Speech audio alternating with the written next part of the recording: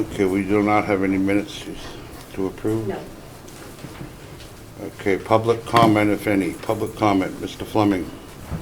Thank you, Mr. Chairman. I just wanted to take a minute to say thanks to Faye, Heather, Leaf, and the other members of the board for helping to allocate a couple of artifacts from the World Trade Center from the 9/11 disaster that are going to be coming to Barry. And it's been a lot of paperwork and a lot of time and effort, and I just wanted to say thanks to these individuals.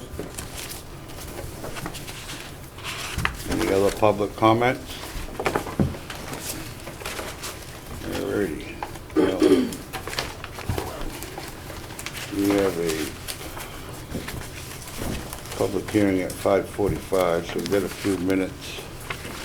Maybe, can we skip down, Heather, to town administrative report, police, fire and ES, insurance bid? So we put out to bid police and fire accident and sickness insurance, and we received 2 bids, one from Maya, our current carrier, and one from BFIS, who is a carrier we used to use as well. The low bid was received from Maya for $25,679.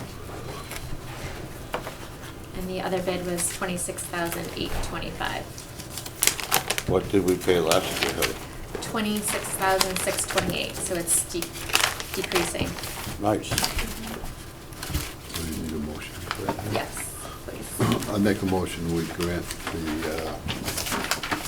the bid for the police and fire insurance to Maya for the amount stated.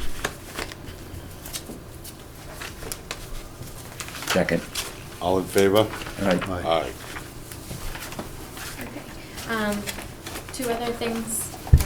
I just want to acknowledge, thank you to Faye for, she coordinated getting the seal that's behind you, so someone should notice. Oh, nice. So I think it Didn't looks even pretty notice it, good. sorry. Yep. And so thank Sorry. you, Faye, for doing that. You're welcome. And, I was there last week, 2 weeks ago, right? Last week. Last week. Last week it was. Yeah, Yeah. so, with me.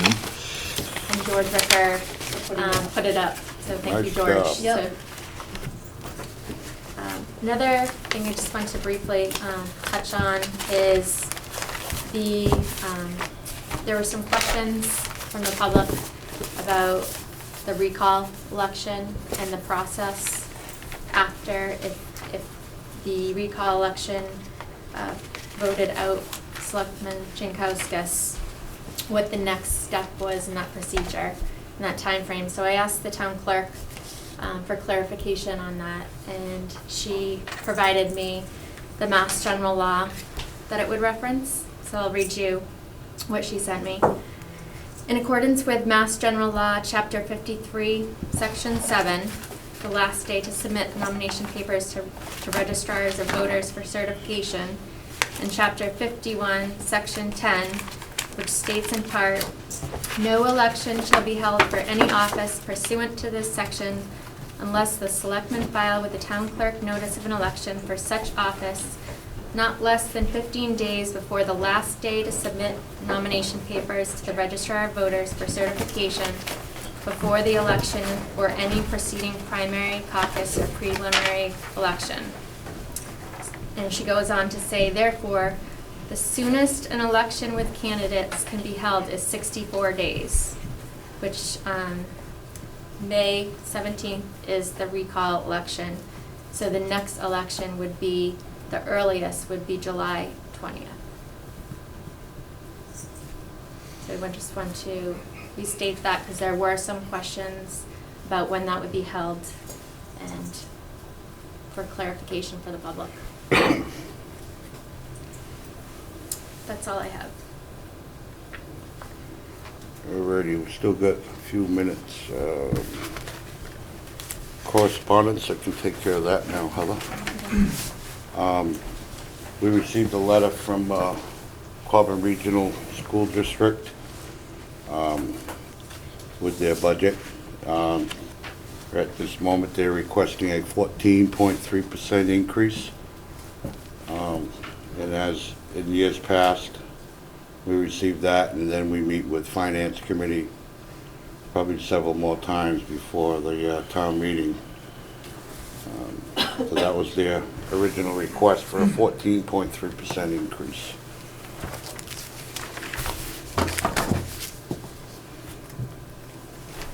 Okay, Mr. Lipson, excuse me. Sam's question, Oh, sorry, What Sam. does that represent in dollars and cents?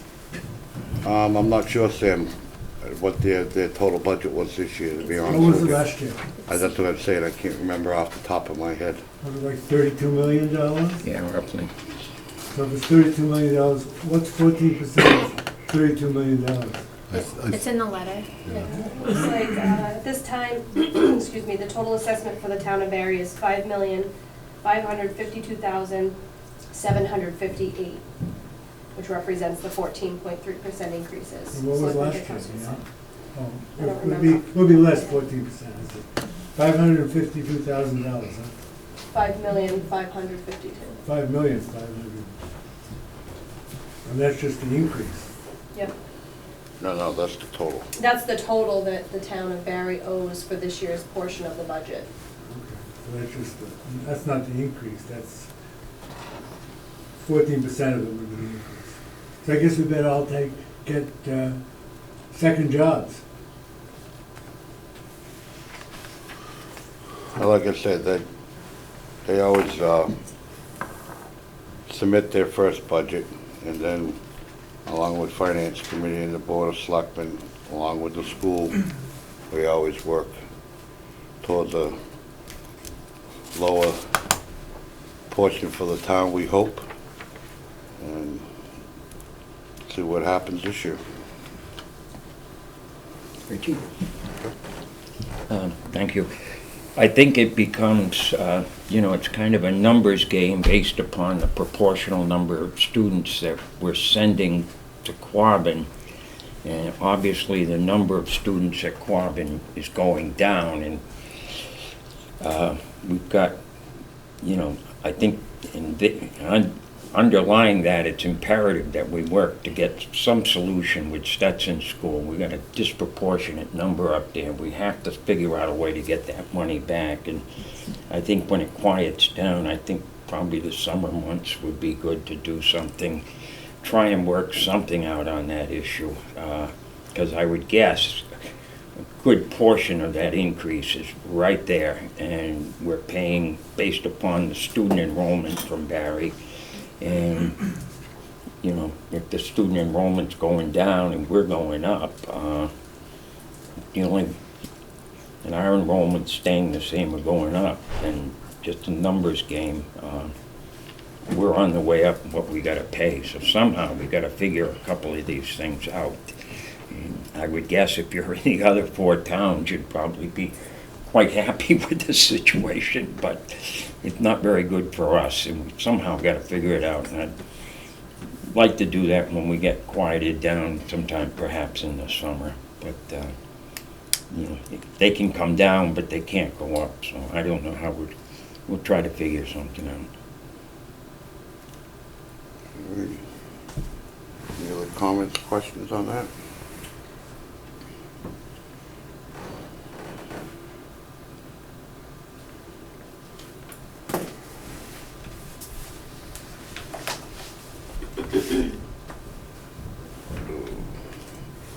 So we still have 5 minutes. We can skip down to new business and do the wage authorization forms. There are 4 of them. Okay. This was submitted by Jason Pimentel, Superintendent of DPW, for employee Mark McKenna. Seasonal labor, there's hourly salary, there's $11. Is that up from last year, Jason, or the same? It's up, Rick. How much was it last year? 10 and change, 10 something. And the reason for the increase? The cemetery commission went up on their rates. We try to keep them equal across the board for the overseer and the laborer. Okay. Anybody care to make a motion on this gentleman, Mr. Sal?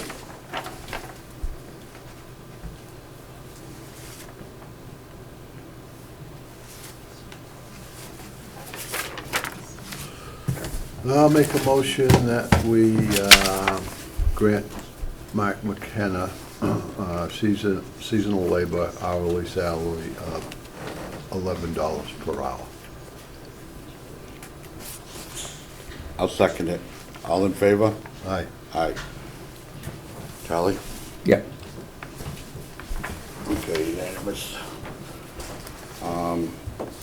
Next we have, these are all, this one here is also submitted by Jason Pimento. It's for Philip Robichaud. He's a seasonal laborer, an hourly salary of $12 an hour.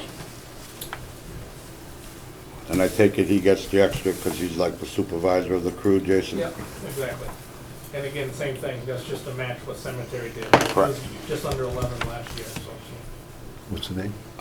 Phil Robichaud. Make a motion, we,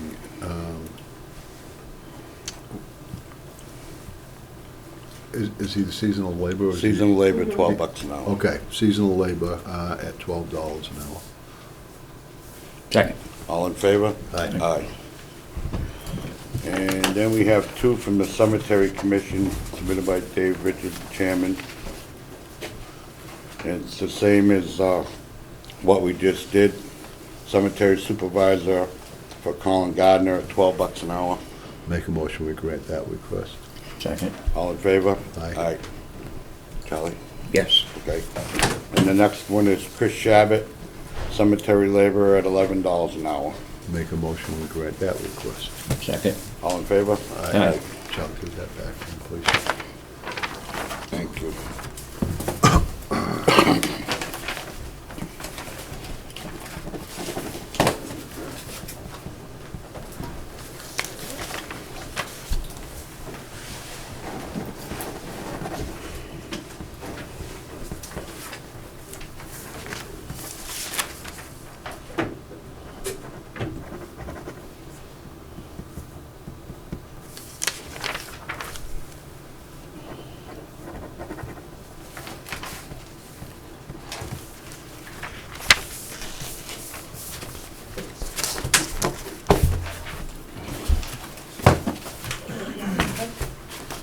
Okay, we have a approval of an annual license. It's a common victular for Neil Anders, Harmony Hill Hive on 971 West Street. All his paperwork is in order, Faye. Yep. So if we could have a motion to, I'll make a motion, we grant the license to Neil Anders for the common victular. Now second it. all in favor? Aye. Aye.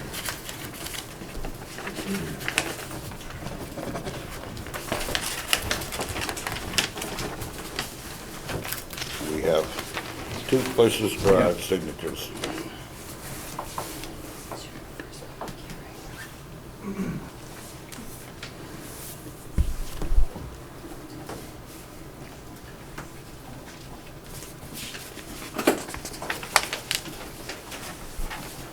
That was the only license.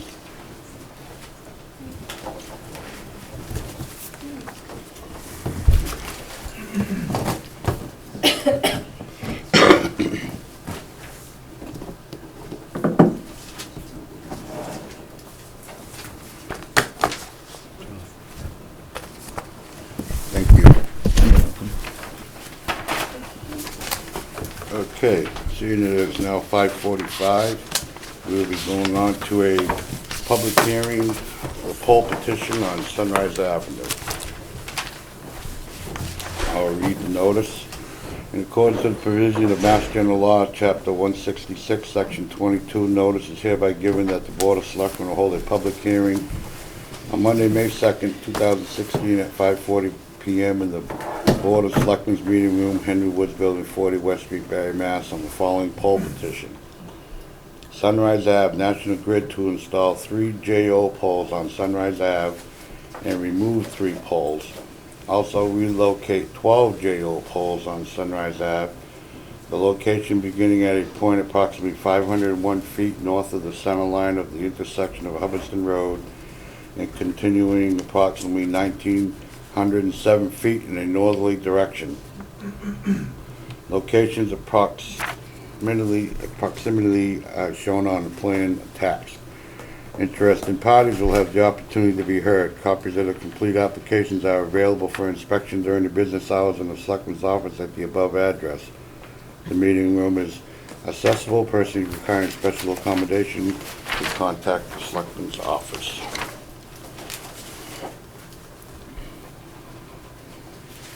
Quite a project, huh, Rich? Well, my name is Rich Naleski, and I work at National Grid in Athol as an engineer. We have some poles on Sunrise Ave, beginning in the area of Hubbardston Road and extending out to around pole 20. That are original poles. They're placed in the 30s or 40s, generally. And the line foreman has asked that those poles be replaced. We have good conductor up on the street, and the intent is to replace the poles. And when I first went out to that location, I noticed that the original poles are rather short, and I thought there might be an opportunity to respan that area, use a few less poles. And so this was a plan that I started some time ago, and I haven't worked on for a period of time, and then time became available this spring. I understand that in the meantime, there has been a tree hearing for that area, and I understand also that tree removal and trimming was rejected by the town. And that's all well and good. This is what I understand anyway. This is what people have told me. There is a chance that we can still replace the poles and offset the construction as it is now around the trees, because we have enough conductor to do so, and because the construction is already offset. So our intent is still to replace and respan that area. It's been an interesting afternoon today, because what I generally do is before I come to a tree hearing, I go out and I check the stakes, and I know that this job wasn't worked on for a long period of time. So this afternoon, before I came here this evening, I restaked the area of respanning, which is before the board. And then I came down to the subway, and I had a salad, and I thought I would go back to make one more measurement out there, and to my surprise, the stakes are missing. They're all gone. So that didn't take very long, apparently, because I was only gone for maybe 30, 35 minutes. And if anybody has seen any of these and would find it in the goodness of their heart to return property, they can do that at the police station here, no questions asked. I just want them back, so I might be able to do it again. So, again, you know, we come before the board with a plan, and it's nothing more than a plan until it is accepted by the town. And it was an interesting afternoon. So, Too bad it wasn't better weather. right, it was raining too. In restaking the pole line, I found a discrepancy in my own sketch, okay? So I have to alter this sketch for it to be correct, to come before the board. So I found that this afternoon also. And I intend to do that, and I do intend to hopefully restate these so that they can be viewed by the DPW in case there are any crossing pipes where these are. So I don't know how this is gonna go tonight. I see a large gathering of people here this evening, so I imagine you'll want to hear what they have to say, and that's what I have to say. It's a plan, and that's the main objective of the plan, is to replace some poles, keep the same conductor that's there, and it looks like if we can't do any of the trimming, we have to offset the construction as it is now. It's not the preferred construction, but it works today, it should work tomorrow. The main thing being replacement of the old poles. That's what we're looking to do. So the entire plan involved pole relocation, removing some old pole numbers, and installing some guying poles that I felt were needed in certain places. So the entire number of poles basically a wash. Okay? And most of the time, people want to know that, you know. Are we gonna end up with more poles, or are we gonna end up with less poles? There'll be less poles along the street spanning the area, but there'll be a few guying poles involved, the push braces and another guying pole that we call a stub pole. So that's the general intent. So, what? Well, Well, you don't really have a plan for us to look at, Rich, right? Well, I do have to alter that sketch, yes, yes. Maybe you should take public input and then continue the Yep. hearing. I just had a question before that. You said you had a tree hearing? Now, I'm not privy to when the tree hearings occur, and I spoke to Lance Wade, who's the arborist, and I think Lance mentioned something to that effect, and I've heard hearsay from other people that, so, I mean, I can ask the question, was there a hearing on this? I could That ask. you know of? Was there a hearing, Jason? Jason No. Pimentel There was lost the not. tree with. No, Oh, okay. There was no there was tree. Okay. no tree hearing, Rich. Well, I stand corrected. Lance wanted to schedule a meeting. Okay. With myself and a couple of the abutters up there. We never nailed down a date to do that Okay. before the tree hearing. Okay, So it kind of seemed like it went away, so I never heard anything more from Lance. okay, I'm not sure whatever. okay, then we still have that to do. Correct. Okay. You stated also that, well, you started out, you said that, you know, you had to change your plan, you had a tree hearing, and that was declined. How much removal of trees do you see that, Well, would you request, or whatever? there are very large trees, are they all maples? All oak? They're all oaks? They're all oaks, okay. There are very large trees up there, as you're aware, some of the trunks are very large. And at the present time, the line goes both in front of some trees and behind other trees, because those trees are leaning in each direction. So, if we were to try to build it all on pole top pins, on ridge pins, the strongest type of construction we have, there would have to be substantial removal up there, because those trees are just, you know, they're a force up there. But since the wire is already offset, we have enough wire to be able to offset it again. And, but offsetting, you mean not cut trees? Right, we try to get it past the trees. Is it the best approach? Probably not, but we have to have common sense and realize that there are not a lot of customers out there.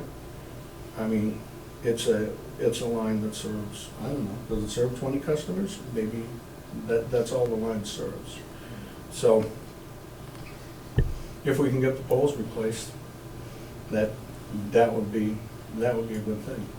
So this is Just to kind get the of, pole plant this replaced. is kind of on hold until we get a plan, and Right. also a I'm tree gonna hearing, have to alter that. and also a tree hearing to be held. Well, we would like the pole location to be granted if they could be. And then if there is a tree hearing, and if there's a lot of opposition and we cannot get that trimming, then we have to offset the construction. That's, wouldn't you think you would do the tree hearing first, no? We want generally to do the poll hearings first, as we have in the past. So if we- Because the tree hearing is not necessarily going to squash the job. So if we grant you permission for the polls, For the poll locations, then we know that the job may go forward. then, so if we grant you permission for the poll Then it- locations, then the tree hearing is held afterwards that, then they can say, well, you granted us permission to Right. They'll put be this able to poll. post the trees, they'll be able to look at it with, and if the stakes remain there, okay? Can I finish that first? I'm sorry. That's okay. I'm just trying to get it clear in my head. Okay. So if we grant you permission to put the poles in, you'll say there'd be here, here, and here. Then you have a tree hearing, and you say, well, this tree here is gonna have to go because that telephone pole is here. Right. And then it's kind of, I think that seems backwards to me. Now, No? actually, the locations of the poles are gonna determine what trees we would have to take. So if we don't have the locations granted to us, because some of the locations are changing. Yep. Well, could we have We may you, be able to go around the trees. and- can we have you put the pins back out there with and change this plan, and then us view it? Yeah, And at the same time, residents can also view it, so then they can come back here with their comment. But And, that will seem to have more of an effect on what trees are cut. that sounds good. And I know there's some very, very old, very large trees up there. There are. Okay, yeah, Ron? I was just wondering, are the location of the poles gonna change if the trees are cut? Well, we come to the board with a plan that's involved with the spanning, okay? So, I was stuck with certain locations up there where I wanted to reuse a pole in one instance. I had a house to serve in another instance. Sometimes we're stuck with specific locations for one reason or another. And we respan in between. Sometimes we can save a pole or two. Those spans have to fall within our standards. And if we could get those locations granted, then they can go out and site from stake to stake and actually see which trees might have to come down. And if there was no hearing, as I was led to believe, if there was no hearing, then there has to be a hearing before this goes forward, obviously. What I think needs to happen is you need to change your plan and restake it. Yep. And then residents in that area can view it, and also any member of the board or any other town resident who wants to go up and look and just see what's cut.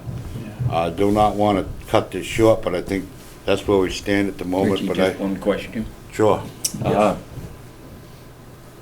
What happened, how soon will be the telephone company and Charter transferring over onto these, or aren't they going to?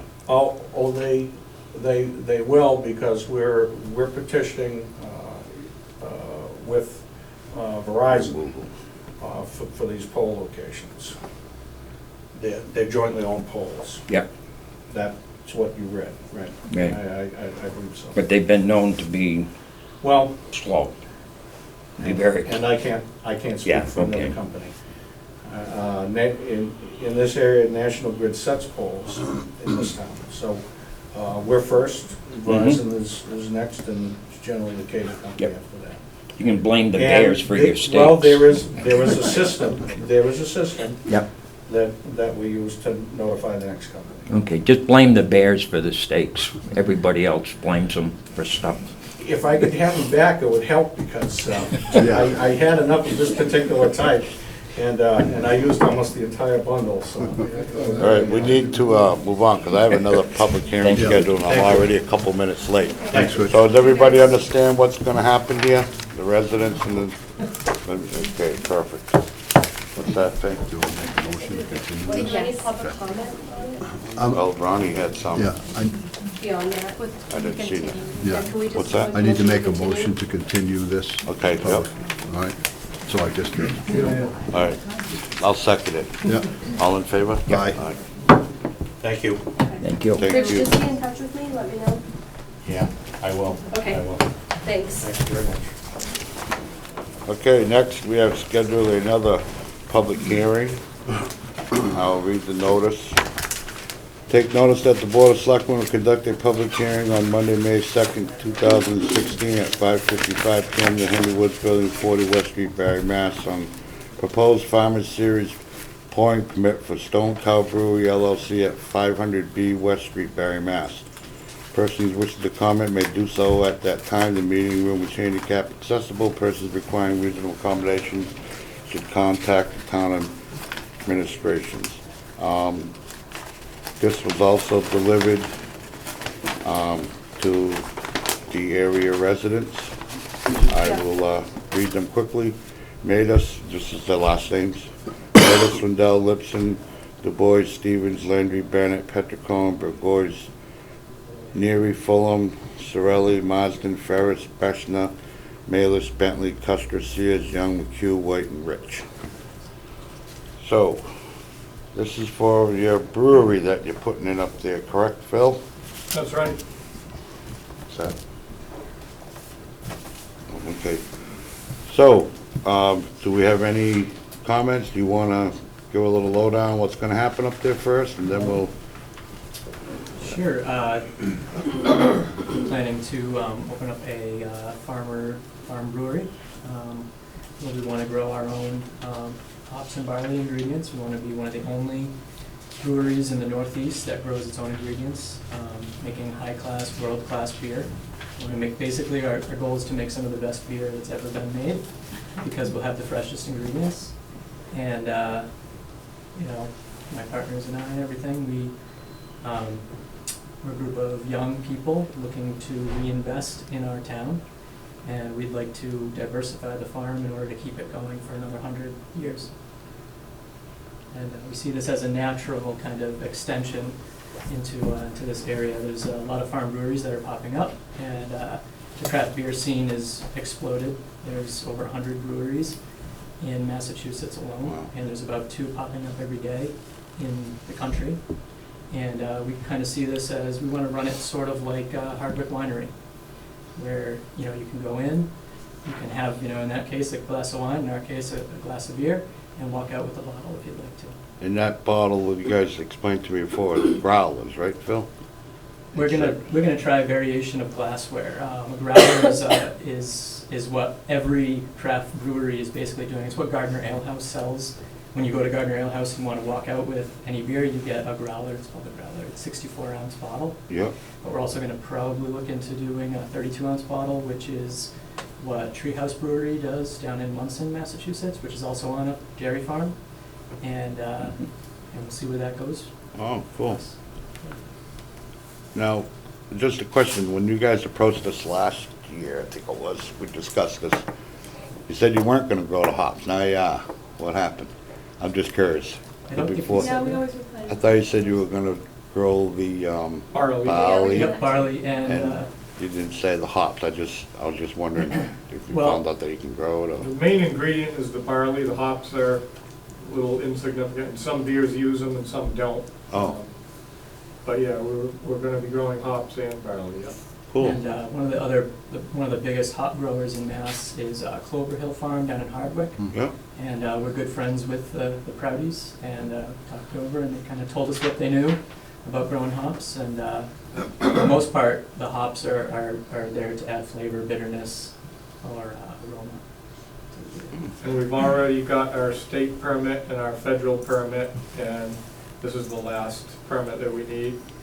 And we're really glad to be using an 1830s barn that got moved there to the site, and I think that's gonna be a really good showcase for this farm. And the federal and state inspections that came out, they came out to the brewery, and they took a look at, all the brewing equipment, and they were floored. They said it was one of the most beautiful breweries they've ever seen, and they inspect all of them. nice.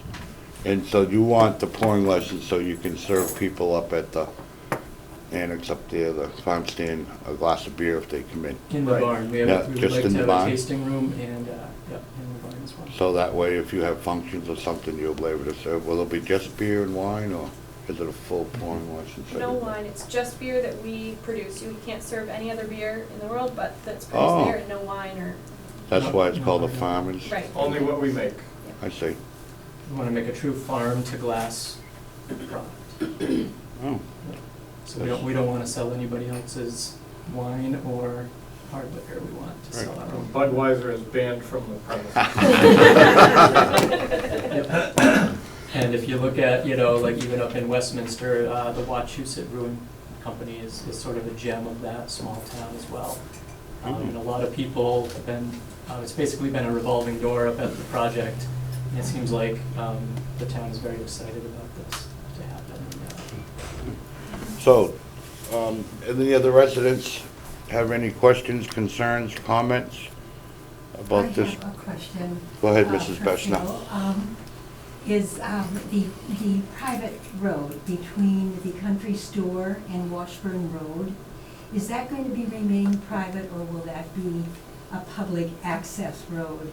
Absolutely not, that's a private road. That will remain Yes, private? that's not gonna change.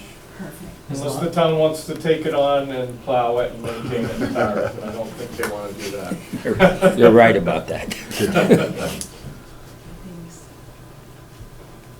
Any other questions or comments? No, I think that was our only, not that we thought it would ever become a town road, but our concern would be the traffic that comes in and out of it. That's all. But most of the people will be using this end, correct, Phil? Yeah, Yeah, nobody would ever. Route 122. Yeah. Besides, I mean, our family, when we're going that direction, then we go that way, but that's the only people that are allowed to go there. All right. Ronnie, you have a question? I wondered what the hours of operation are gonna be and how many days a week it's gonna be. we're thinking probably like Thursday, Friday, Saturday, Sunday, but it's not set in stone, but that's what we're thinking about. Any other questions or comments? Dennis? Mr. Chairman, on that list of abutters, was the name Snow on there? Do you I know? didn't see that, Dennis. Don't recall it. Nope. That's where I live.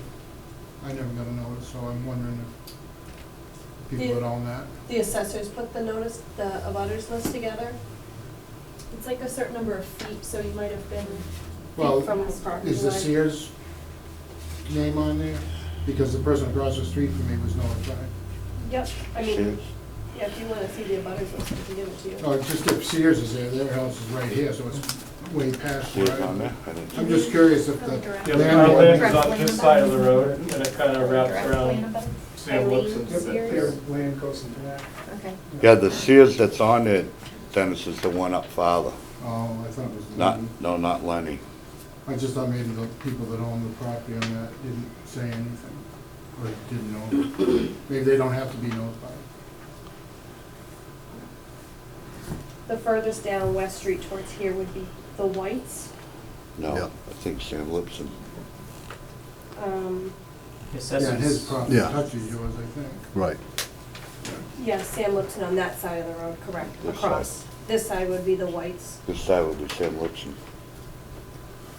Okay. I mean, it's dotted out if you wanna do that. I think it's a good Oh, idea. Mike, The days of the week, the hours of operation are the only thing I'm interested in. I mean, it's great, it sounds like they're only going to be dealing with a product that they make themselves, which I think is really a good thing. And it's just, how late in the evening are you planning to go? We don't have that worked out, but I mean, I can't imagine it going very late. The barbecues, we close at 9. Maybe we'll close at 10. Okay, just wondering. We're not looking to do like a 2 a.m. Yeah. closing like a normal bar. Yeah, this isn't, It would- this it would isn't be like a sim- bar, it's a tasting room that we're opening, so nobody's gonna be driving out at midnight to have a sample of, farm brewed beer. And I like to sleep at night. Yep. We have 3 kids and we have very few babysitters, so you can't really stay out that late, but we're not really sure on that. We're trying to work that out, as any new business would, and we gotta figure out a way to make it, you know, but we're not planning to stay open very late, you know, 2 AM closings, I think. Dennis? You guys aren't, you're gonna reuse containers, you're not gonna have You like can- bottles you throw away? You can bring your growler back and fill it up, but That's a good we thing. don't like wash it. So- We're not gonna have a bottle washer.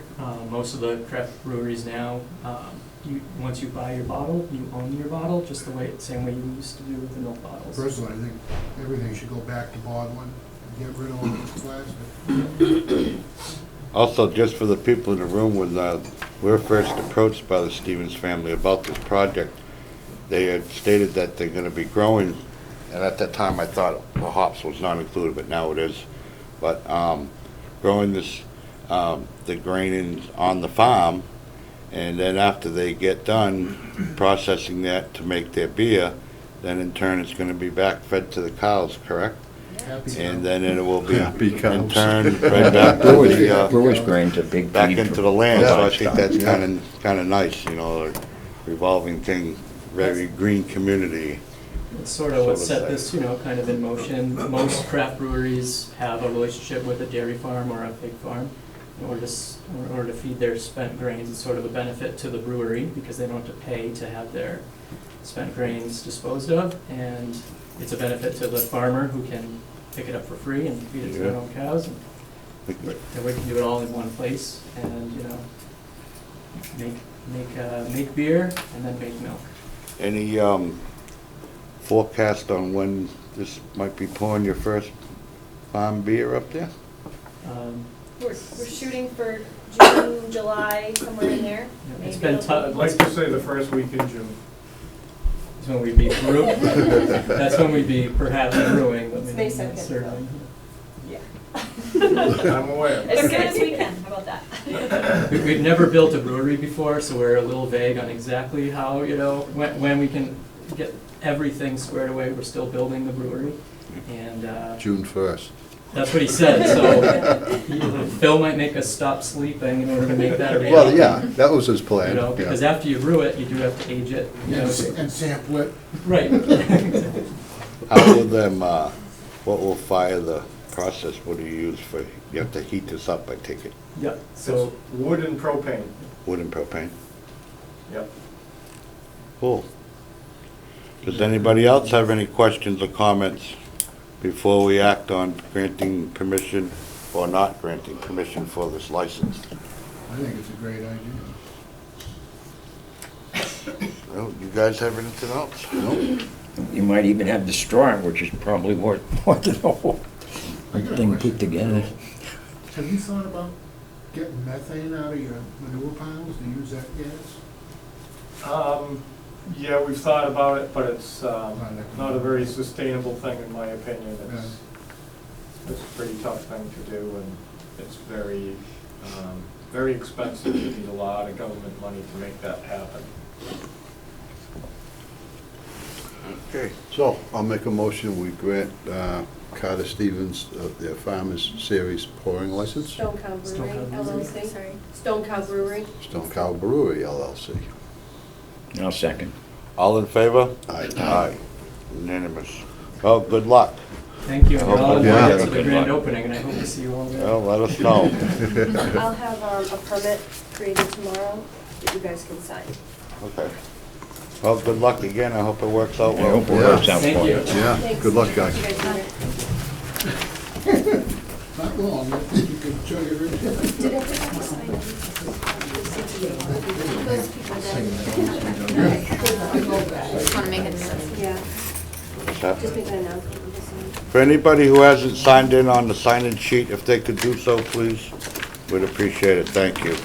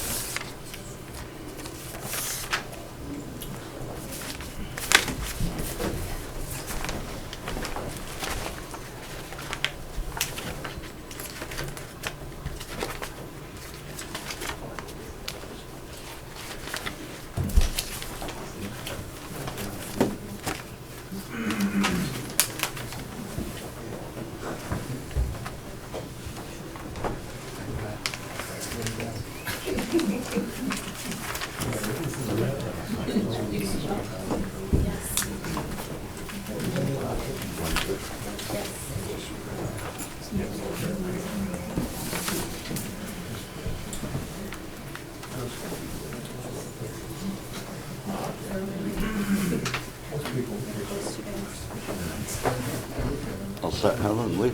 Yep. Okay, next on the agenda is a meeting with the fire chief. How you doing, Joe? Good, you? Good. Last week, Joe, we received a letter, I do believe was submitted on your behalf Yep. by a second party. Yep. I'll read the letter just to make sure this is correct. My name is Joseph Rogalski, and as you're aware, I'm the fire chief here in Barry, Mass. It has come to my attention that you're advertising for a new fire chief here in town.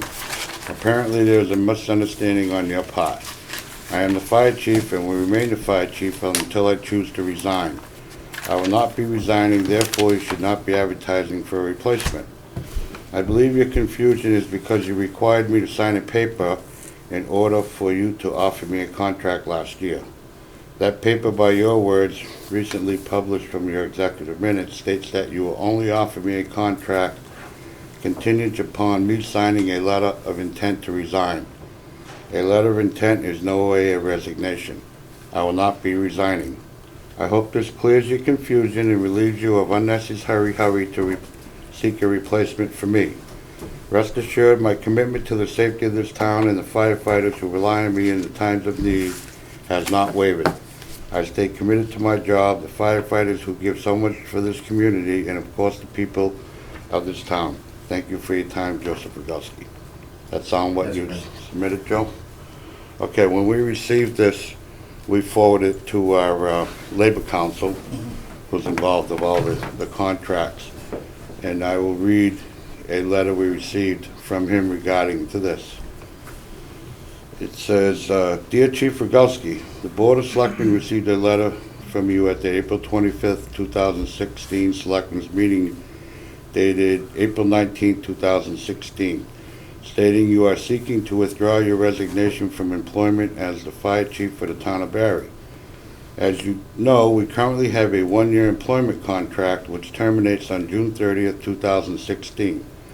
Attached to the contract is your written decision to retire from the town of Barry and that you would not be seeking a renewal or extension of this contract. During the most recent contract negotiations with you, the town of Barry was interested in requiring your certification, as an EMT. That was to occur within the term of the contract. Throughout the negotiation process, you were represented by legal counsel who I'm sure advised you as to your rights and assisted you in the negotiations. The board presented you with a contract that would require you to become an EMT, and in the end, you presented to the board a proposal to enter into a one-year contract under the same terms as your previous contract, and that you would retire effective June 30th, 2016. Based on this information, whether you retire or not, as of June 30th, 2016, is your decision. However, the board has advertised for a fire chief. Therefore, your offer to rescind your resignation is not accepted. Sincerely, Barry Board of Selectmen. So that's what we got from a response from our Labor Council on that issue. Any there's a question back there. Yeah, I was just wondering, was his resignation ever officially accepted? It's not a resignation, ma'am. What is it? Retiring. Was his retirement actually ever officially accepted?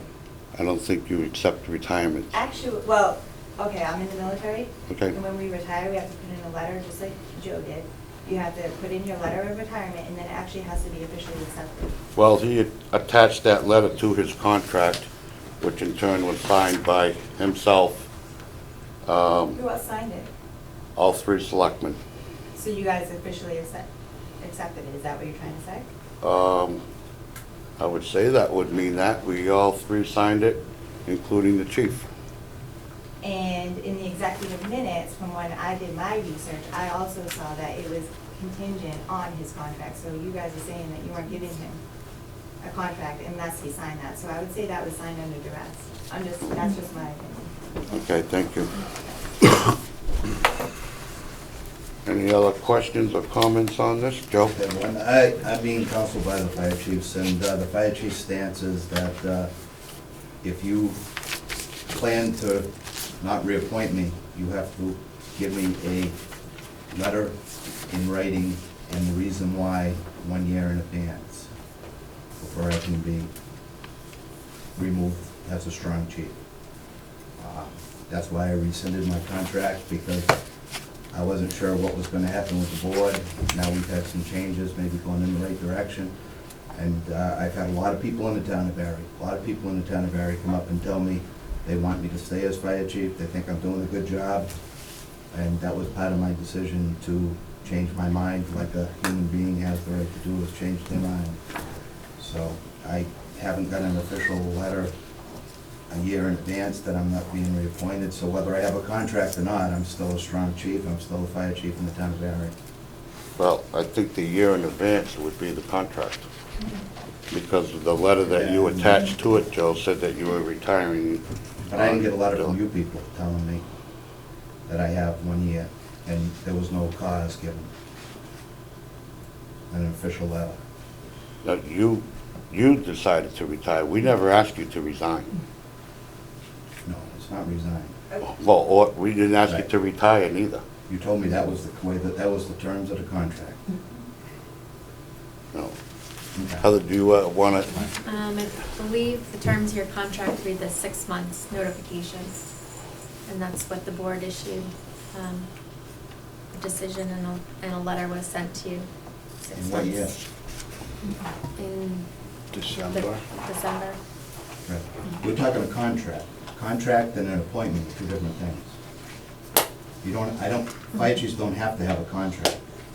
They're appointed till they're removed for cause. And, you know, like I said, I've spent $6,000 on lawyers before to bring this same issue up.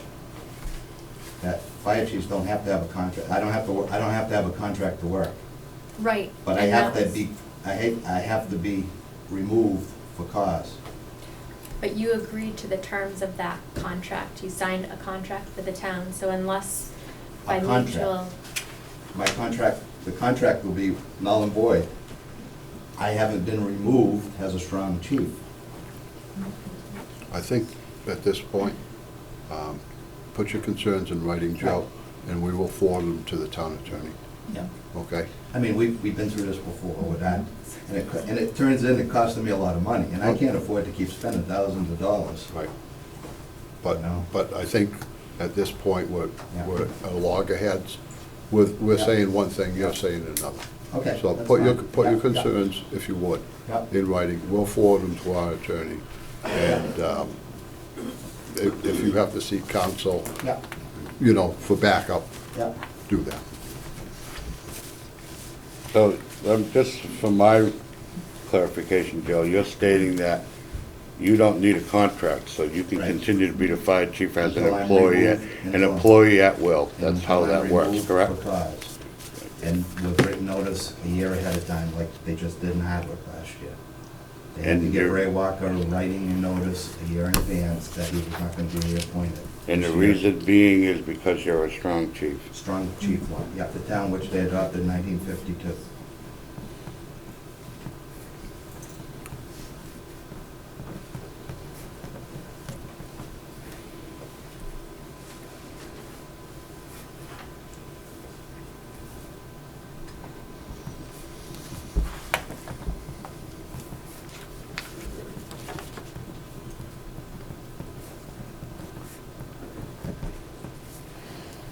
You got that, Heather, what he's stating? You have any other questions or comments I don't. on this? Back there, Tom George? I just got a couple questions, and there's been a lot of turmoil in town lately, a lot with the fire department, a lot with the police department. A couple of things. Number one, there's a lot of inconsistencies. A lot of employees, a lot of the town people are concerned about the inconsistencies. There's a search committee going out for the police department, but you guys have advertised and whatnot for the fire department, or for the fire chief, there's no search committee. There's a lot of inconsistencies that something's being done for the police department, or the police chief, and it's not being done along with the fire chief. There's that inconsistency. The other thing that we've heard about as well is the contract that the chief was, that you folks gave to the fire chief, and it was a final contract that you guys proposed. And from what I gathered, that final contract was 25 hours per week. Am I correct in saying that? There was The final proposal, that this was the board's final offer. There was a contract, Tom, that was offered to the chief. I think there was actually two. One of them was that. But I gotta tell you, we had 5 meetings that are all proven by public record, where we tried to negotiate a contract with the fire chief. And Joe chose not to attend.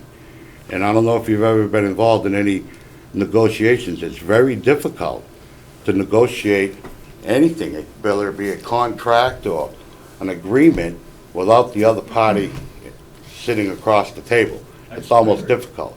So I think it came to the point where we threw a couple things out as a starting point.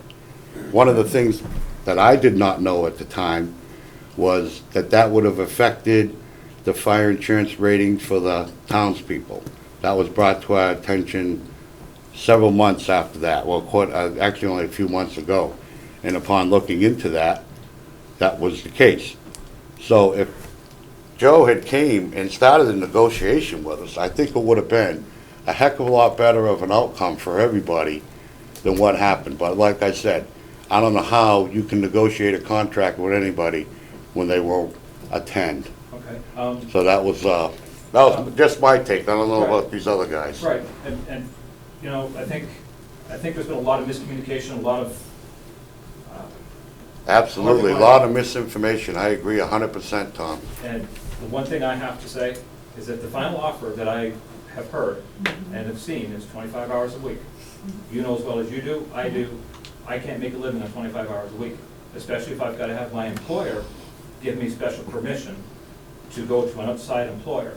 So if I'm doing 25 hours a week, I've got to get special permission to be able to go out and get another job, so it doesn't conflict with my initial job. If I may, Mr. Chairman. To me, that's hurting me in the pocket. As an individual, I look at everybody as a human being. That as we get on in our life, and Rich, as you know, that you just recently retired, we look forward to that retirement. We look to getting to that point to say, you know what, now I can live comfortably, I can enjoy my kids, I can enjoy my grandkids, I can travel, I can live my life knowing that, you know what, I put my job behind me, I'm done, I'm retired, and I can live comfortably. I believe the fire chief has gotten to that point. I know there's been a couple of things with EMT and whatnot, there's differences of opinions. But there's got to be some way we can work to be able to get the fire chief the couple of years that he needs to maximize his retirement so that he can enjoy his life. I took my EMT class. It takes thousands of dollars to get to that point. It takes a lot of time, a lot of effort. For me, only being 46 years of age, it took a lot. It took a lot of my after-hours time to sit and study and go for that exam and take the course. It's not easy. It's a lot of book work, it's a lot of education. So to technically go back to school, and right now, I can't operate as an EMT. I have that license, I'm able to. I've applied to the town has just said I can't. That's fine, I'm good with that.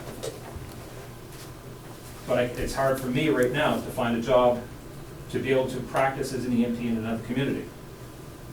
Whether they're not taking them, or they've got per diem or whatnot, it's hard. You've got to have, in order to be able to maintain that license, one, it takes money, two, it takes contact hours, and three, you've actually got to be involved with an actual transporting ambulance on that, designated to that ambulance. So with the fire, I can see with the fire chief looking at just a couple of years down the road, to get his EMT that within 2 years, it's going to be, if he retires in 2 years, I can see that it's a lot of effort that's just put there for, I don't want to say for no reason, but for lack of a long-term goal, if we say it that way. Thank you. I need to address a couple of things, Tom, if I might. Definitely.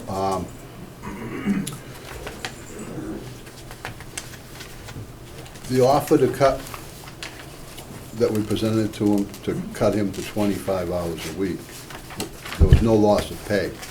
He would have still been making the paycheck that he's making now. And one of the offers also included a 2% increase in his pay, a COLA, like everybody gets, you know, sooner or later. So we weren't cutting his pay. We didn't intend to cut his pay. There was nothing put forth to him that we were going to cut his pay. Right, but if you look at the contract, it says 25 hours, and he's Right. still receiving the same hourly. You're going from a 40-hour a week to a 25-hour a week. Yeah, That's a reduction in pay to me. no, no, So when you're saying- because the town meeting says, when we go to town meeting, we say, we set everybody's pay, whatever it's gonna be. The pay is set for Joe at his rate for the year. We can't cut his pay. We didn't have any intention of cutting his pay. Cut his hours, yes. Why were we gonna cut Joe's hours? We're gonna pay for him out of town funds to become an EMT. The town would pick up the tab to pay an EMT.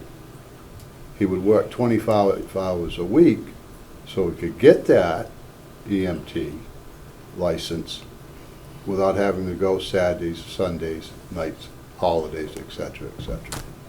Okay, So that's what the initial thought was when we initially threw that out. Okay.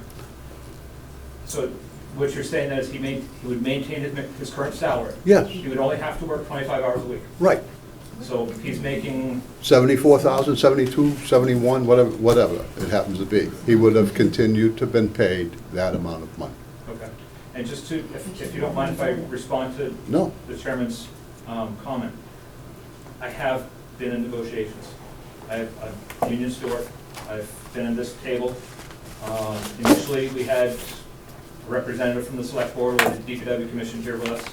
And the last couple of contracts, the only person we've dealt with is Ms. Lemieux. Only what? Tom, I didn't hear that. The only person we've dealt with is Ms. Lemieux and the town council. So to say that, to have Joe not come before the board to do any negotiations, I would imagine his lawyer did the negotiations. Back and forth on the telephone to our Nobody come to lawyer. me. And Tom, I gotta correct you. I don't know, maybe I didn't explain it right. You said you had Ms. Lemieux on one side and you had the union guys on another. That's two opposite sides, Tom. Right. You're an employee of the town, Right. correct? You're representing employees of the town. You were dealing with the town. That's two people that need to get together.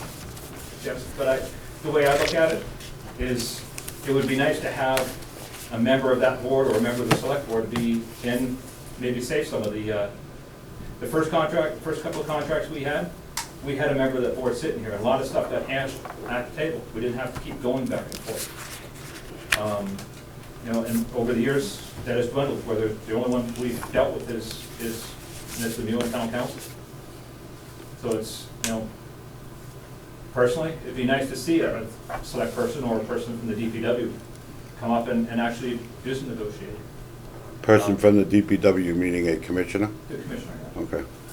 So I would like to see, as a person, as a citizen, as an employee, as a friend of the fire chief, and I would hope, you know, friends of the board, that we try to do something, try to work with Joe to get him the time of the year that he needs. And from what I understand, it's only a few years. Let's make amends, let's fix this, and get him the years that he needs to carry on to live his life happily, and, you know, we shake hands and carry on, move on to the next chapter of the town of Barry, move on to bigger and better things. Okay, Tom, thank you. Joe, are you eligible for retirement now? Not a low amount, yes, 20 years, after 20 years, you can collect And retirement. how many years do you have? 23, 24. So you are eligible for retirement? Right, I am. Similar But at a lower- to, at a lower level. similar to my case, I would have had to stay so many more years. It's like, Right. granted, you're trying to get 80%. I'm not trying to get 80%, I'm trying to get up a little higher than Okay, 50%. just wanted to make that. You had a question? Yeah. I got a different contract than what Leaf said. My contract that I was told was for $25, 25 hours a week at $35 or something an hour. He was correct in saying that they would pay for my tuition for the EMT, but the contract also stated that all the training I did was at my own expense. So I don't know where this contract, that was the contract I got from you people. What do you mean by training for the EMT For class? the EMT class, which is over 200 some hours, right? that I would have had to done on my own time. Right, Tom, is that what it is? I can't remember the number of hours, It's over 200. it's a lot of hours, yes. Yeah. Now, But you would pay for the $1,000 for the class. That was in the contract. But it didn't say anything that I was gonna only work 25 hours a week and get my $72,000. That's, what I remember Absolutely reading it, false. Joe, it said that you I were wish I gonna had it with me. I'll go home and get it. be working 25 hours a week. Right. You were still gonna retain Linda, your, don't bother. you're gonna retain your same benefits. No, no, they were gonna be prorated. No. Yes. No, The contract I got then, evidently there's two different contracts. Well, there's like three different The prorated proposals. part, the way it was explained to me, Joe, was after your 25 hours that was set, and I do believe the hours we wanted you to work was 9 to 2, in the afternoon, yeah. Monday to Friday, and any fire call that you went on Right, was by the before hour. 9 or after 2, Was by the hour. including Saturdays and Sunday, which Right. you don't get paid for now. Right. Or at night, which you don't get paid for that. Right. That would have been On top of broken that. down by an hourly rate, Right. whatever you had made. That You still said it was would, that still 35. would never have caught up to the salary that I make for 24/7. Actually, I think you would have made probably more No, than I what don't you think make, money-wise. There's some weeks we don't have any calls after hours, so I would only get the 25 hours. Then other times, look at last week. Last week, yeah. Jason, you had a question, a comment? I do.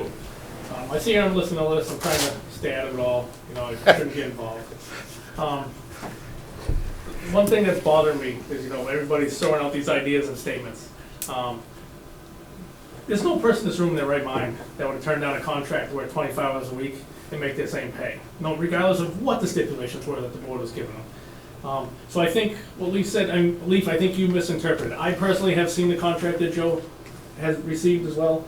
And I read it the same way he just said. It was 25 hours a week at his hourly pay. So I just think that statement you guys are trying to throw out there saying that he's gonna get paid the same as he is now, he is the same per hour. But regardless of how you look at it, 40 hours a week to 25 hours a week at the same hourly rate is totally different. So that's my only statement. That's not correct for you guys to say that. Well, it ain't you guys. Leaf made that statement, and I also made the statement earlier that we threw out a couple of contracts because we had nobody to sit across this table to deal with on That's this. fine, I wasn't here, I think that was very unclear, I just want to make sure the people are aware of what's that. Like Richie says, we worked on 3 or 4 different variations. The one I remember is the one I told you. Yeah. Now, we may have talked that back and forth again, and then gave him something else. But That's the fine, one- I just want to make sure the people know what he actually received. Yeah, That what you yeah. said, But from what I saw, was not correct. The way I remembered it, Jason, that was it. But there were like 3 or 4 different offers. Yeah. You No, know? I don't know them all, I'm just that particular.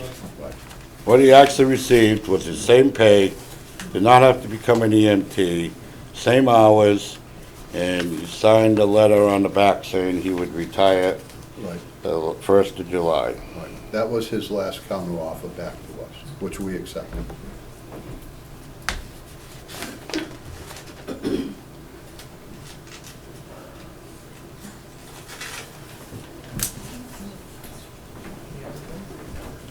Okay, I have the minutes of a meeting.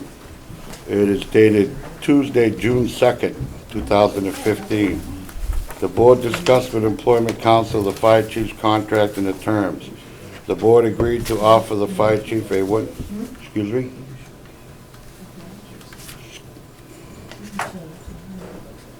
You all set back there?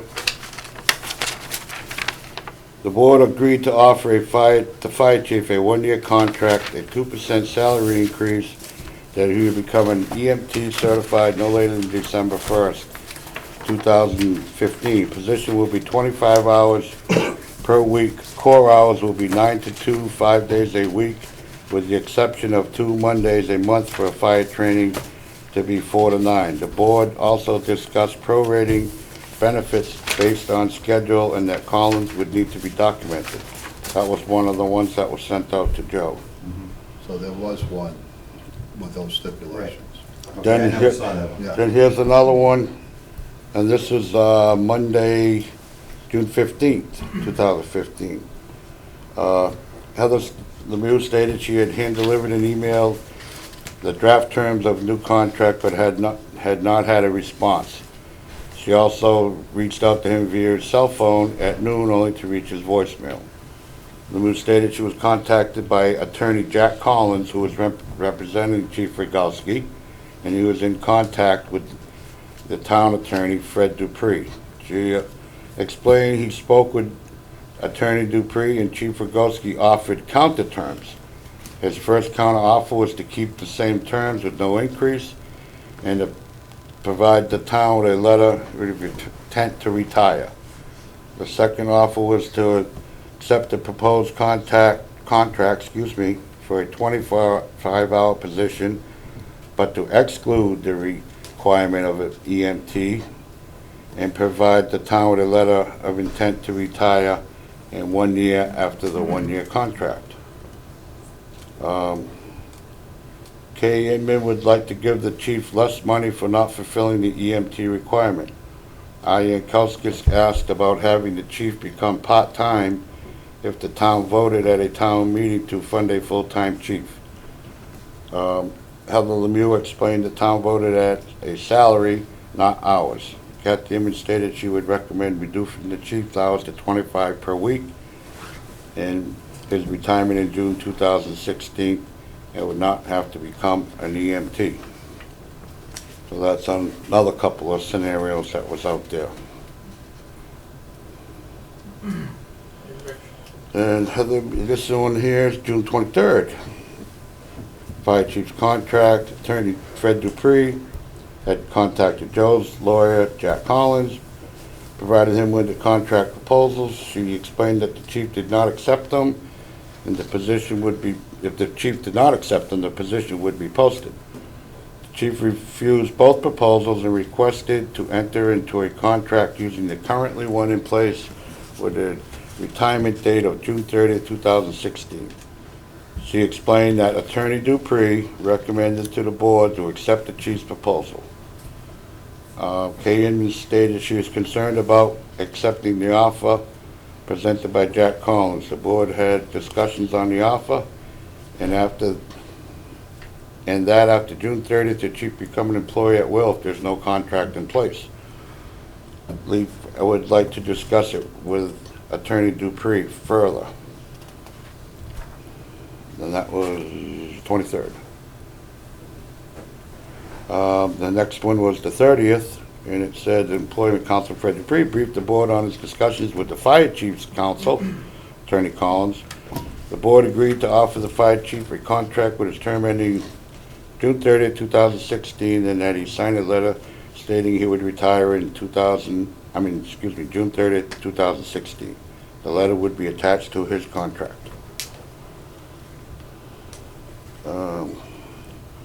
Kathy Inman moved and Leaf second to reappoint the fire chief under the following conditions. The fire chief would have a 1-year contract with 0% increase. He retires on June 30th, 2016. A letter of said retirement will be attached to the contract. The other contract terms will stay consistent with the current contract, and he'd be back at work on July 1st, 2015. Those are from the minutes that, like I said, when we were trying to negotiate a contract with Chief Rogalski. I don't know if that helps clarify anything with you guys and girls. Jason, I think you had your hand up first. Rich, I have a copy of the contract right here that you gave to Joe. Very first bullet that you guys have in the contract says, revision of the current job description to change from salary to hourly, reducing the hours to 25 regular scheduled hours per week. Right there it says you're going from a salary pay to an hourly pay, and it's going to be down to 25. Okay.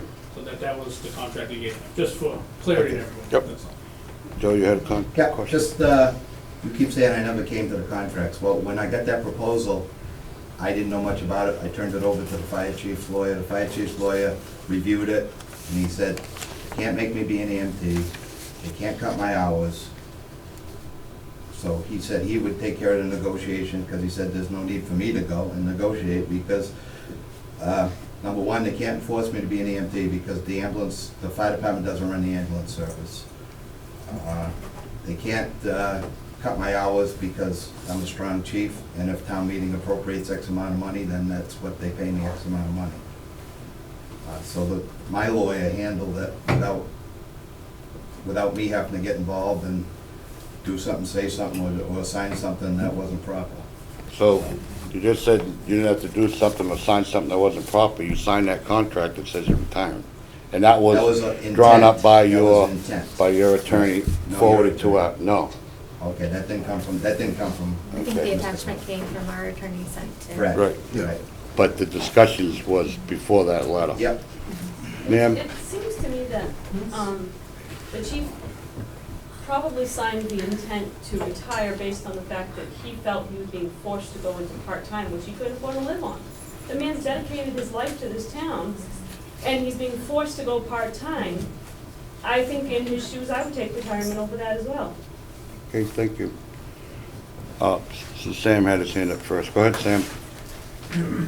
It seems like we've been talking about this for probably every selectmen's meeting for months. And there's something called, in Robert's Rules of Order, there's something called a motion for reconsideration. Now, wouldn't it be nice, I mean, we all live in this town, people work and dedicate their lives to this town. Wouldn't it be nice if you guys made a motion of reconsideration to give this fire chief one more year under the terms of, whatever terms and conditions he currently is, and then during that year, we can iron out all these issues, because what's happening now is that in the fall of 2016, the ISO report is coming out. And the ISO report is going to give the town an idea of where we are in relationship to fire prevention. Now, he's been doing one hell of a job in fire prevention. We, as a town, need to have a secure fire prevention system and organization, which we have now. Now we're bickering about what contract and who do you speak to, and another thing, you guys in the town can take a piece of paper and say, oh, give it to the council. If the council charges $300 an hour, or whatever they charge, you guys don't know. You have no idea what they charge. You just say, do the job. We know exactly what they charge. This is an individual. I'm not saying you don't care. We know exactly what the Labor Council charges the town, because we're contracted with Yeah, but what I'm saying is that this gentleman here, he can't say, give this piece of paper to the council, because he has to, he's on the hourly process. So this is coming out of his pocket. He has to fight you. He has to fight somebody with deeper pockets than he. Now, for the benefit of the town, wouldn't you say we should have a fire department, and we can negotiate it without a lot of high-priced attorneys and work something out? I mean, this town does not throw away employees just like this. We have a responsibility, we have a respect for the people who've taken care of us all these years. And we need to be smart and not just throw away things like they were rubbish and just get a new one, because we don't know how good the new one's going to be. And we may commit ourselves to a new fire chief and find out that, boy, did we make a mistake. Joe was really great, but now we're stuck. I don't think we should be stuck. We can't afford to be stuck. We have a police department we have a problem with because of some report that says that it's toxic here. And now we have a fire department we're addressing, and who knows what other issues we're going to address. But we need to pay attention. I think it might be prudent to give him another contract for a year, and then we have a whole year to discuss it and iron out whatever differences we have. One person has one contract, one person has the intent of another contract, then there's an issue about a strong chief or a weak chief. The town of Barry doesn't want to see this guy go. And the town of Barry represent the shareholders in the town of Barry.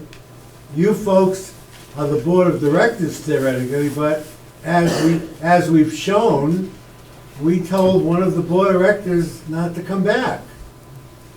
So he may be a strong chief, but we the residents are a strong board of, a strong shareholder group. And we don't want to see this guy go. Thank you, sir. Thank you. Thank you. Linda, you had a question, It's not comment, a question, it's a statement. statement? On the contract, it did also say that you had to sign it no later than Monday, June 15th. This was the one that was hand-delivered by her to our house, 4 o'clock on a Thursday. They're not open on Friday. Monday, it was supposed to be signed by noon. Tuesday was town meeting. Where we believe if he had signed it, then at town meeting, his line item would have been reduced to the 25 hours. Okay. So that's why we got a lawyer to go back and forth. And I Okay. just don't understand why, Fine. because he's a great chief. And ask his men, they will tell you. Mrs. Zimmerman? I think the only thing from my point of view that I can say is, we just begged Joe to talk to us. We just wanted him to talk to us, and as he just said, he had put it in the hands of his lawyer. All he had to do was say to Heather, Heather, it's in the hands of my lawyer right now. I'm not gonna do anything till my lawyer okays it, just to keep you informed. And then every meeting that we had afterwards, she could just say that so that, Joe, you were working through Heather or talking to us. We just wanted you to talk to us. And it just did not happen for months and months. And the frustration was incredible because we didn't know what was going to happen. Tom? I have just one last one. I don't want, I know you guys don't want to keep going on this and you know, the end of the week. So I pledge to the board this. What if we extend the chief his contract? Extend the chief his contract on the basis of that if EMS and fire would emerge, that he would get his EMT license. I think that would settle everybody. At that point, if that's what the board's decision is, that they want to merge both departments, which is what they've been pushing for, come up with a plan. Figure out how we want to do it, get the parties involved together, start discussions, and work towards it. It's not something that you can just do overnight or within a month. It's a long process. There's a lot of steps, there's a lot of moving parts, and it's got to be done carefully to protect the townspeople with their emergency services. So that's my pledge. Extend the chief's contract for 1, 2, 3 years. Look at towards merging fire and EMS if that's what this board is hard set on doing. And at that point, when the two departments merge, then let's say, you know what, chief, now it's time for you to have your EMT license. I think at that point, it's a good compromise on both sides to get what everybody wants. That's all I have to say. Okay, thank you. Joe? Now, I have one more statement. I know that Leaf mentioned at the last meeting, the ambulance is gonna be part of the fire department in 3 months. Now, has anybody gone to the rescue squad and asked their opinion? Has anybody come to the firemen to say, are you gonna be receptive to go and do ambulance calls? Has this happened? No. My guys haven't, no. and they're very upset about reading in the paper that they're gonna get the ambulance dumped on. The rescue squad's very upset that they're gonna have the ambulance taken away from them. So I don't think you people have done your job saying that. I don't think that's entirely true, Joe, because we've had a number of meetings, and you've attended some of them. Yeah. Where this was explained. Right. That we wanted to combine the two services to provide better service for everybody, on both sides. They know. Well, from what they've hearsay. Well, they sat right here in the meeting, a lot of them. The directors were in here, some of the EMTs also attended. 3 months? No. But you said that. But what I'm You saying said is, that. yeah, I would like to see it done in 3 You months. said it should have been done 3 months ago. Yeah, well, you know something, Joe, if you've got your EMT license, it'd be done by now, and you would be in charge of it. But but 20 That's years what I'm ago, when I saying. was appointed fire chief, if it was a stipulation I would have been an EMT, I would not have taken fire chief. Well, I'm pretty sure After 20 years, I'm pretty sure Mr. Stevens, who was sitting in the back of the room, Yeah. would say differently on that, but. But I think Charlie was on the board, and it Yeah. was specified that I was not to be an EMT because of the fact that I needed to be in town. I would go help as much as I could on the Yeah. scene. If worse come to worse, I'd drive the ambulance like I do many times. Right. The board of people to vote that, and Jay Pimenta was on it, and he brought it back to my attention that it was specifically brought up not to be an EMT. I wasn't around, I don't know. That's right. I But I don't mean, know. that's what I was hired under. Right. I Do you don't think know. Charlie could comment on this? He hasn't, I don't wanna put you on the. No, it's not. Squeeze you and put you on the point, but, Oh, but if he was there, if Anybody he can knew talk. about it, he's been shaking his head, I don't know Yeah. if that means he's trying to support or not support. Okay, yeah, go ahead, Charlie. Okay. Joe, I was there, as you know, and I think we had the discussion on the EMT issue. And I think we agreed, I can't recall all the details, but there was a verbal agreement, as I recall. It was not actually put into contract, as I recall, but, you know, we both agreed on in principle, I guess you might say. And that's what I recall. So, There was you, Dennis Bassett, Jay Pimento, Fran Gromowski, I think, and all those, and Jay brought it to my attention last week with the. yeah, I think Richie And was Richie there. brought it, Richie kept bringing it up every year that I said I agreed to it, and I said, I never agreed to it, so. Yeah, it was a verbal. Right. I- Verbal saying it would be nice if it came to the point, but like I said, if it was the requirement of the job 20 years ago, in 1996, I would not have accepted the job because I'm not a medical person. I despise having to go do it. I go do it and I do it to the best of my ability, but it's not my forte. Fires are my forte, and that's where I stand today. Linda? Well, there were a couple of times that we did come up for meetings and you went into executive session and we couldn't even speak. And I know some of the guys were here for different things. So as far as, Executive sessions for your husband's contract? No, we all came to meet here. to meet here. And then when we went to discuss it, you people went off into Then we executive went session and we were asked to leave. executive session, Oh, and we were all dumbfounded. I think that was when There was something, one meeting, we, There was more than one. it was, Two. no, it was, when we had to go into, for something else, correct, Ella? and we didn't No. hear What's back that? from a counter offer, I think, and we had to Something. delay the meeting about it. Well, do you think you guys can go to do something on a motion for reconsideration and let's work this out? I mean, it's. What I it's not- think, what I We'll think, take this Sam? all under advisement. What's tonight? Yeah. We gotta get back to our town attorney with his Right. comments. Joe has to, you know, put his stance in writing. We know what our stance is. It's in black and white. Well, from what I'm Joe- hearing, your stance, it seems Joe- to be kind of variable. No, it's not. It's not. Joe has objections to what we just read, the letter from the attorney we just read. Put them in writing, we'll forward them to our lawyer, and get an answer back on it. We have 2 I more mean, we months can here. sit here and talk all night Yeah. about he said, she said, Yeah. but all of that hinges on our point, which is in the letter from our attorney, and Joe's rebuttal. And until we have that in our hands to forward to our lawyer, I mean, there's not much sense in saying much else. I just want to, you done? I am. Tom had got up and made the statement of, you know, we want Joe to become an EMT because we're gonna be merging the 2 departments. That's just one of the reasons. My biggest reason behind him doing that was for better coverage for our residents. Because we, if you do know, you should if you're an EMT, that when the paramedics respond, if they don't have an EMT with them, their hands are pretty much tied.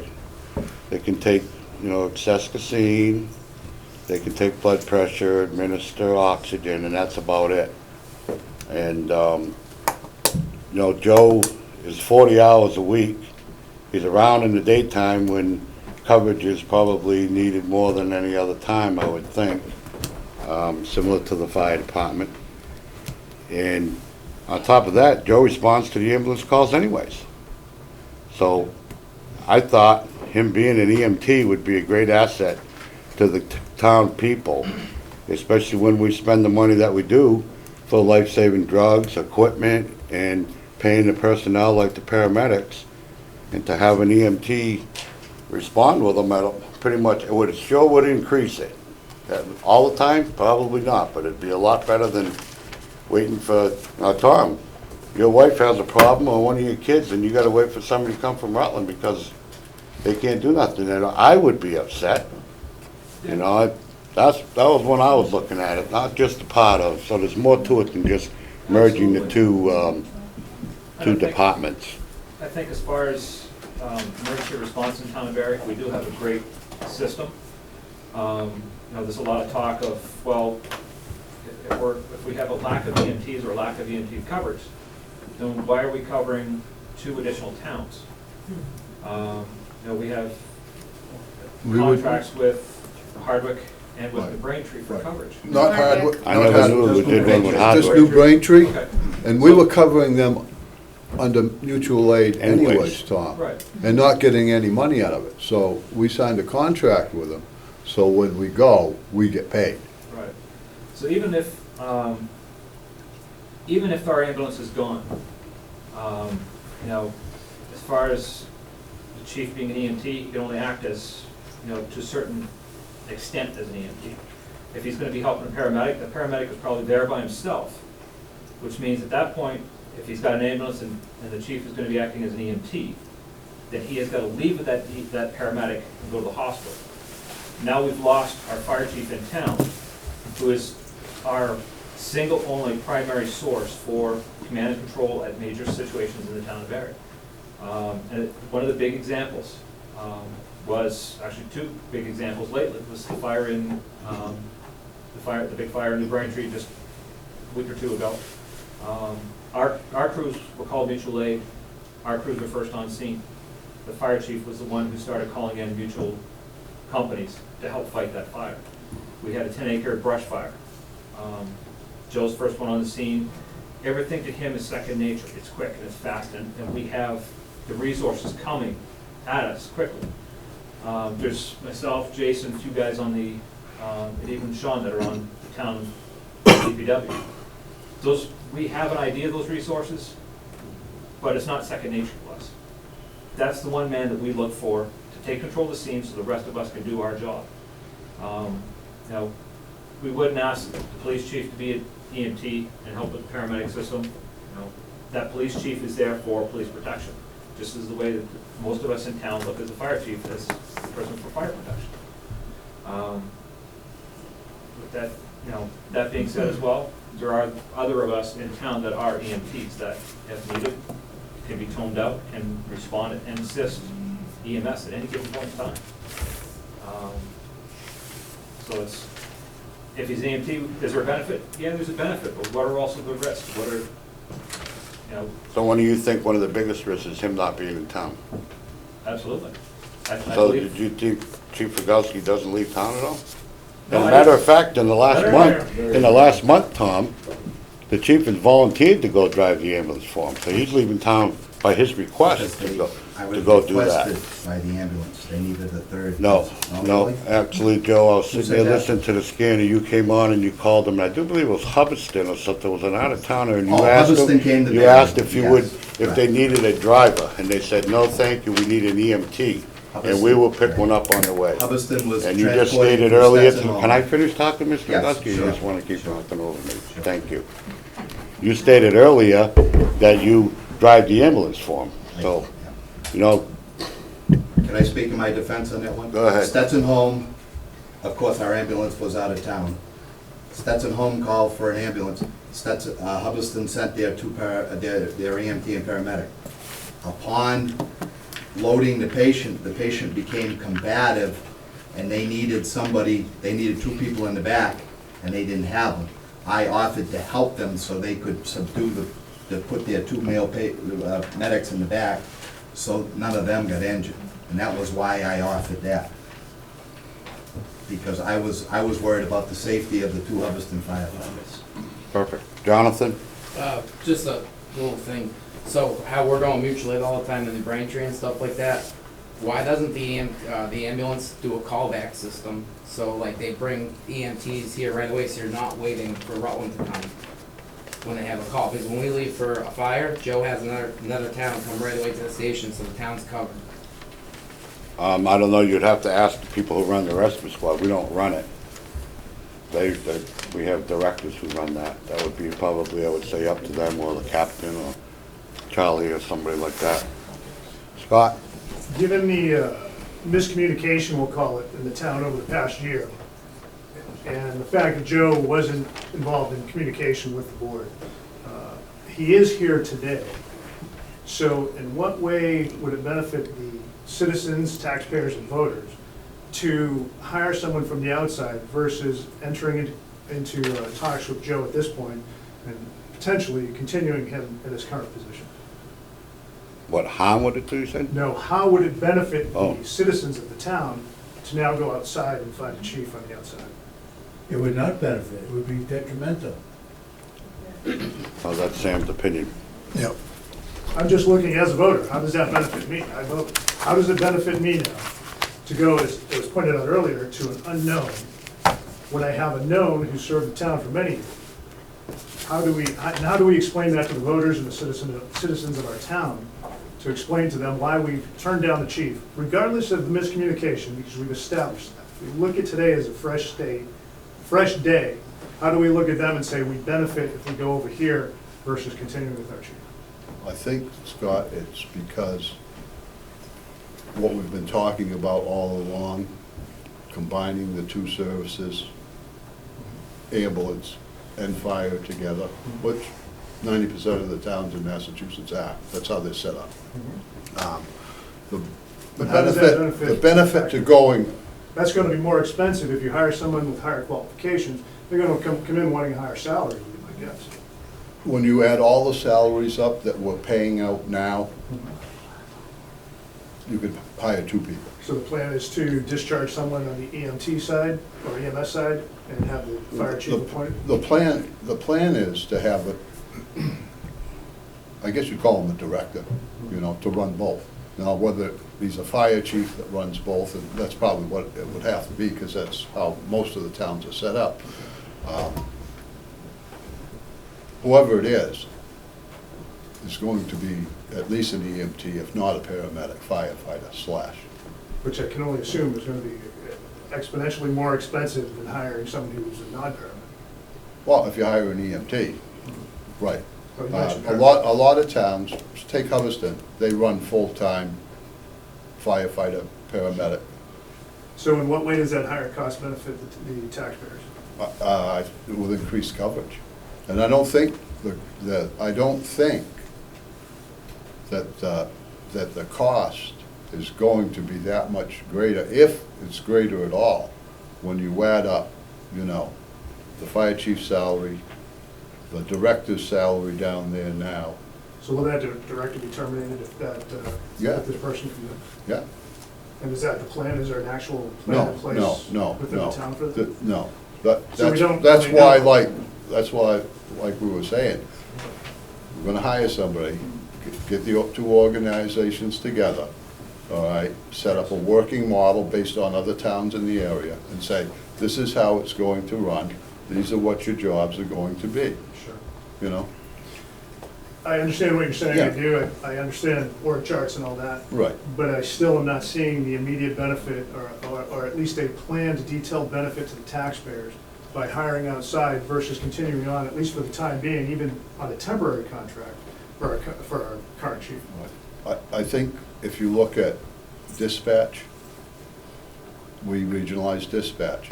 It was a horror show when it first started, not through any. Why did we make the offer to him prior without the EMT? Didn't I hear that there was an offer without him doing the EMT? No. And he could have continued to. No, that was a counter offer back to us. That was my offer back. Right. So when we regionalized dispatch, all right, so you say, well, what benefit was there to the town? One of the side benefits of doing that was the town got $100,000 in radio equipment that we were going to have to spring for. as part of signing up with them, that $100,000 worth of radio equipment came to the town for no cost. And we dropped about $100,000 off of dispatch costs all over when we first regionalized that. So, if you take that as the model, and you say, this is how we're looking down the road to see how fire and ambulance can work together as this unit, saving this much and providing that much more to the residents, that's what we're looking at. Great, one more follow-up question if we could. Being as there's no detailed plan to execute that at this point, wouldn't it still be better to keep the current chief in place until that exploratory board is formed, everything's done in place, and then post that position as detailed? Like I told Joe, if he had signed that contract that we presented him, became an EMT, this process would be done. So Agreed. now we're another year out. Agreed, but Or that's how another we. 2 years out. That's why I opened it up as I did, given the Right. condition of the town, the bad PR, the hearsay, the miscommunication. Yeah. It seems to me that the most beneficial thing to the taxpayers and voters of the town is to keep a qualified current chief in position. And then if we need to combine the services, and we do need to do this, get our ducks in a row, take a look at this, put an org chart together, and make sure it makes sense, and make sure that director position can be phased out properly. Right. Before we go out and say, hey, we like you, you're hired, come in and find out, oh, you're not really qualified to run both of these services, which is what we're saying Joe is. Well, that's part of the new job description Yes. that we've established, that they have to be this, they have to do this, they have to know that, you know? I mean, it's not, Are we hiring under that condition for the job that's posted? Absolutely. yeah, That's a requirement, it's Yeah. part of it's all detailed out on how it's gonna be executed and what that person's no, responsibilities will be. what it says is, the qualified candidate will be responsible to work with the two organizations to integrate them into one cohesive unit.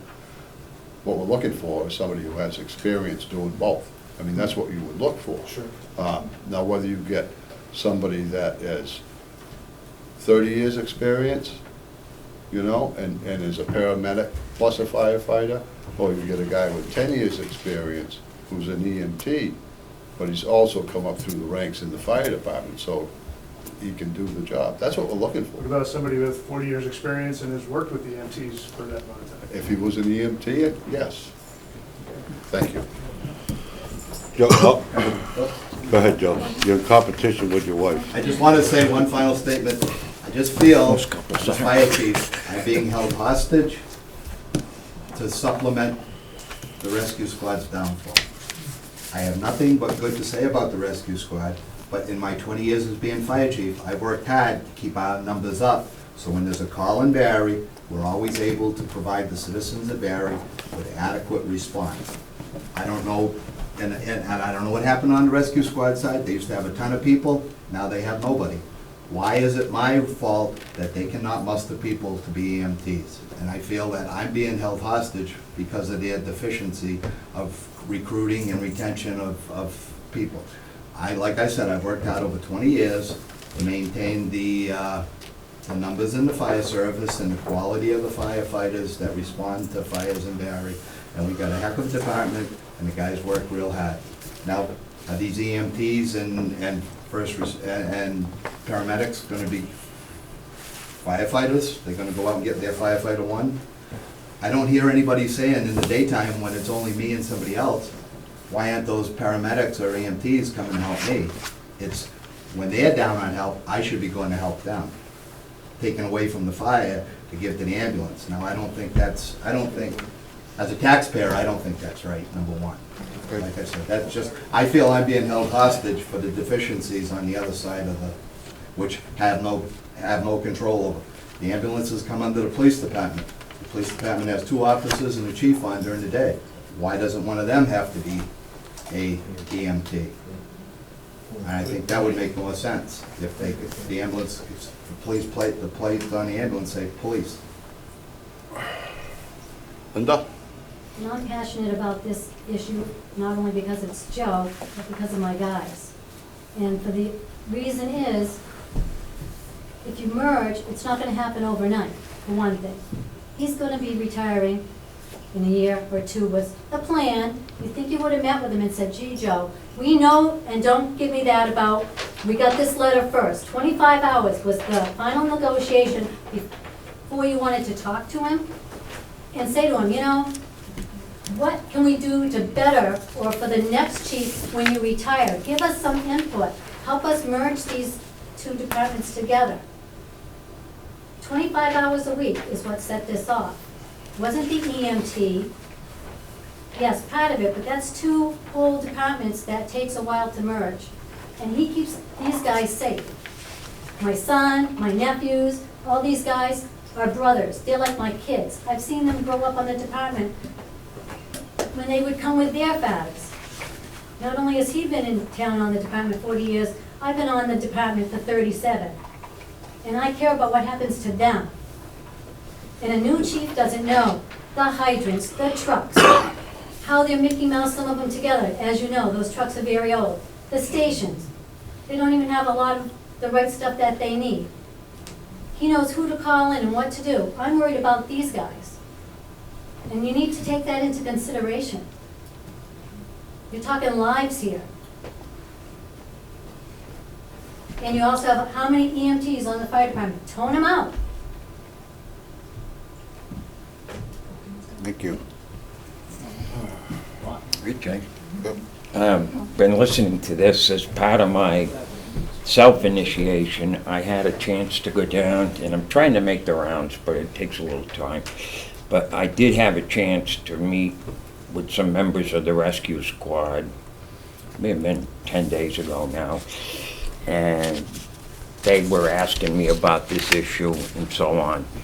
And I don't know, after talking to the squad, I came to the conclusion that this type of move is going to take a long time. I concluded after speaking with them, and based on some things I already knew, but it really looked like it was going to take a matter of several years. You know, just the financial arrangements and who owns what, and kind of a non-profit back to a municipality. And a lot of those are kind of like more legal type issues, but they got to be settled.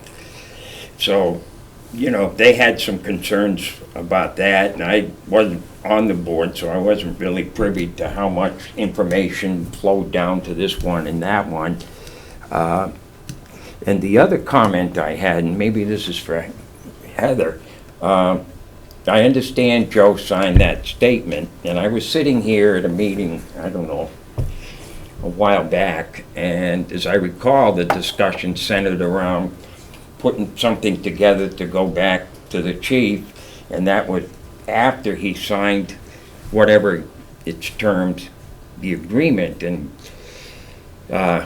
you know, it was signed by the board and everything, but it would seem like if we're making counter proposals on that, then that signature that part of the procedure would be null and void. I'm not an expert on contract law, but I have done contracts when I was on the school committee, and you know, if you come to some sort of agreement and then suddenly it gets changed, I'm not sure procedurally you can do that sort of thing, and it would seem like the conditions of what was signed or allegedly signed or whatever you want to say is no longer valid. And I think there's probably quite a bit of precedent for that. So, and that would also, I would assume, if you looked at it from my perspective, that would make that, I guess it was a 6-month notification, that would make that probably invalid. I don't know what you think about that, but. So your question is? Well, since he signed that, since the agreement was signed, there have been offers made, right? No. That was during contract negotiations. There were counter proposals and counter proposals, and what the board and Chief Rogowski signed in the end is the contract is in place. Okay, I thought, just if I can. Oh, actually, go ahead. Yeah, I thought when I was sitting here, something went back to him. There was, I don't know. There was a proposal that the board made to Chief Rogowski. Right, and that was since it was signed. No, No. no. No, No. nothing was signed, Charles. The only thing that was signed is the contract that Joe and his attorney sent to the town's attorney. And then the town attorney reviewed it, and Then then recommended we sign. recommended, we signed it, and Joe signed it. Okay, but wasn't that so-called, whatever you want to call it, the Letter of intent. letter of intent or letter of what? Retirement letter? Yeah, and boy, that was executed, right? That was signed. Along with With the the contract at the same time. That's correct, but then in the interim between then and now, there has been a back and forth on a contract proposal. No. I sat here and I heard it. No, No. no, no. No. No. What contract proposal? Here's his contract he signed last year, Charlie, Yeah, that he submitted to us. yep. And here's the letter that was attached to the contract Mm-hmm. that was submitted to us, which in turn, per our labor attorney suggested we sign it. So we did. He signed this part, and he also signed that. There's been no negotiations of any kind since Joe signed this. None The only whatsoever. thing- The only thing that's happened since then is the letter that Joe sent us a week ago. Right, and we were here, Charlie. Yeah, I understand. Saying that he changed his mind. Yeah, that I understand, but I Okay. also understand that there was a letter of intent to resign. That, I distinctly remember that, and I was sitting there, and somewhere in my pile that you final- gave me, that's in That's there. attached The to the final, contract. yeah, the final offer back from the chief was to keep the contract the way it is now, with no cost of living allowance, and to retire at the end of the year, this year coming, the fiscal year. Right, I And understand. that was written up. But that's the only time, and that letter of intent came from him to us. Right. That's correct, but Right. there weren't any offers subsequently made after that? Not after that, no. That was the final one. Okay, because I was sitting here, I could have, it Yeah. seemed like that's the way I took it. Can you guys keep it down back there, please? Jason and Richard? We're trying to conduct a meeting here, and it's disruptive when people are talking. We're trying to listen to one person. Thank you. So, no, it was, yes, there was a letter of intent, and that is what is it closed into the final. Attachment A to the contract. Right. Since that was signed last year, there's been nothing has changed.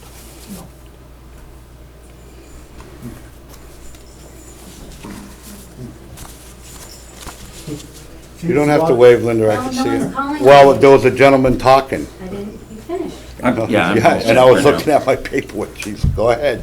Okay, I think what you might be seeing is what was in the Berry Gazette, which was the letter that you read one night at a selectmen's meeting here, that I was here in question because of this. I didn't read And I was anything. trying to. I did not read Yeah, anything. not you, No. Lee. And I was trying to get the dates straight in my mind because Yeah. you also, in the Berry Gazette, it said that it was offered something December 15th, 2015.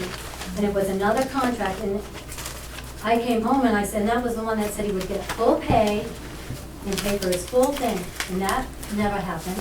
Well, Well, that, maybe that's what Charlie's thinking. He Maybe, read it but somewhere because that there was- wasn't untrue. that was Published probably someplace. one of the back and forths we had going with his lawyer. No, because that would have been accurate. It said December 15th, 2015. I'd have to get the minutes, Linda. I have it in the Berry Gazette. I have that at home also. I'd rather read it off the official minutes. You had a letter. It was 2 pages. You don't have it with you? Go It's ahead. right What, there. Heather? No, and Chief Rogowski brought that to my attention, and I emailed Ellie, and she made a correction of Right, that. but I wonder if that's what Oh, maybe. Charlie's Oh. thinking. People in the All town these are things he's thinking. read that aren't true. Oh. But that's, Here, there, and everywhere. I didn't see it. I didn't see the Berry Gazette, so I don't know what was in there. It was exactly what you read, word for word, here at a selectmen's meeting. And I questioned it, and Rich said to me, Linda, this was for negotiations only, and that I know nothing about negotiations. And then you were reading these dates, and I was like floored. I was trying to think in my head if we had gotten any correspondence, which we had not, in It had December. it had to been the meeting minutes of the executive sessions. That's what I read. I read those, then I read Joe's letter of, that he forwarded to retire. But the horse is about dead, guys. I mean, On a quick note on the horse, it seems like we're putting the cart in front of the horse before this is even put together. So my respectful request to the board would be to set personal feelings aside, the history of the past 6 months to a year aside, look at our qualified chief, who has done an excellent job for this town, who's a member of the town, and put the voters and the citizens first, and continue his employment. Thank you. Joe? Just want to say one more thing. You seem to think my letter is fine, but I've seen members of this board sit here, make a decision one night, a month later change their mind. I've seen a police sergeant give a resignation 3 times and rescind it and kept working. So I don't know why I'm being discriminated against, if you want to say, or whatever, by not being able to change my mind like several other people that have worked for this town and are able to do.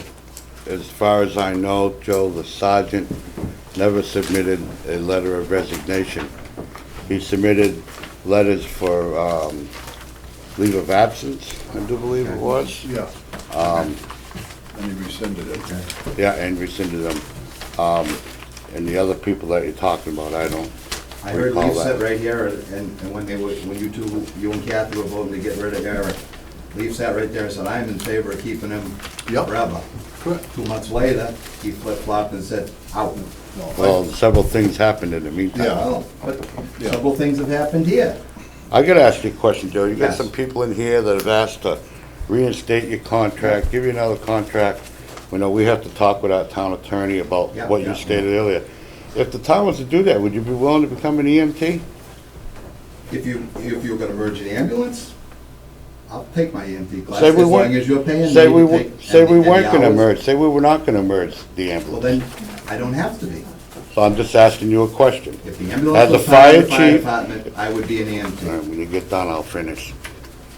If the fire department right now is not merging, Yeah, and we would ask you, which we did past, yeah. to become an EMT to improve public safety for the residents of Barry, in my opinion, would you do that? No, because you're not No? improving public safety. Okay. You're taking public safety out of the fire department and putting it in the ambulance. That's your Yes, opinion. yes. Your opinion. So you would not become an EMT? If the ambulance was not under the, just like it should, if it's under the police department, why ain't the police department? Okay, That's I'm just asking discrimination. you a question. I don't care what you say. All right. Sam? If the fire chief, if any fire chief who is an EMT goes to a neighboring town to do EMT things, and then all of a sudden at the same time, similar times, close time, there's a big fire in Barry, what do you do? Who's who's the chief? You call mutual aid, The one of the deputies, or the assistant, or Right, one of the the highest captains, ranking- or one of the lieutenants. highest ranking official, fire official at the scene, I do believe that's how it was when I was a fireman. Yeah. So then why doesn't the highest ranking fire official available, other than the chief, become an EMT? Then you can solve both problems. We keep our chief, we have an EMT that's available, and we don't have this bickering anymore that we've probably been doing today for probably at least a half an hour, More more than than that. an hour. Well, one of the reasons is Sam is the chief is here for 40 hours. Yeah. The other ones are call firefighters. Most of them are at work What about during his the day. assistant? What about He's deputy or at, he's something? at work during the day. And I don't think he responds as much as he used to from work, correct? No, very rarely. So So what would happen if he's out from town and then what? what happens if Joe's up at Walmart in New Hampshire shopping and there's a house fire? Same thing. You know, Joe, we don't expect Joe to be here, and you can't neither as a resident 24/7. The gentleman has a life. He's not here all the time. And I've known Joe my whole life, and Joe really doesn't stray too far from Barry. But he's around. So if he's But- around, But you know what, Sam, you can't expect him. That's the same with any other And then- department head. Jason's and on Charlie- call 24/7. and Charlie Jason, you here every mentioned day? earlier that this Yeah. conversion is not gonna happen like this. He's gonna theoretically be off his job in 60 days, if this project is not gonna happen like this, I think it behooves us as a town, as a, hopefully a smarter town, to give him another year and work these things out and see where it takes us. We're giving away something that we know sure for something that we know possibly. And I think it's pretty logical. A sure thing is always better than, what do they say? A bird in the hand is worth two in the bush. You say so? Well, you've never heard that before? I don't think so. Really? A bird in the hand is worth two in the bush. In other words, if you've got something right here and you want to benefit from it, you have it right here. If we have it over there, that might be mysterious, and we think we're going to be able to tap into that, whatever that is. We don't have it. Okay. I think we'd be smart. Thank you. You're welcome. Okay, so you got something else? Yeah. Go ahead. The IT director's here too. That's right. Yeah. Okay, Tully, go ahead. Yeah, and I'll be brief so we kind of wrap this up. Sam, when we were talking about the length of time to do the merger, that was based upon my discussions with them. That was not the board, and I want to make that was just my opinion. And, I didn't, when I met with them, I was doing that as an individual. And I really didn't offer any of the board what I thought were the board's opinion or a firm thing, but I came away with that feeling that it would take time. But I want to make it very clear, I was there by myself, and we just had a discussion and kind of looking at the whole thing. So I just wanted to make that clear. Richard, thank you. Okay, we have, we're gonna wrap this up tonight. Joe, you get that to us in writing so we can forward that to our labor attorney.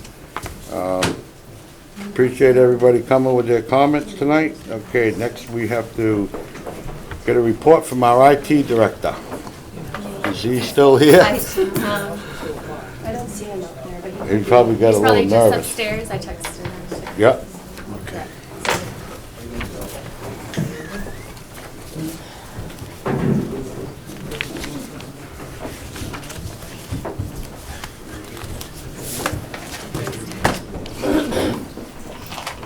Hopefully he's still here. Emptied up quick.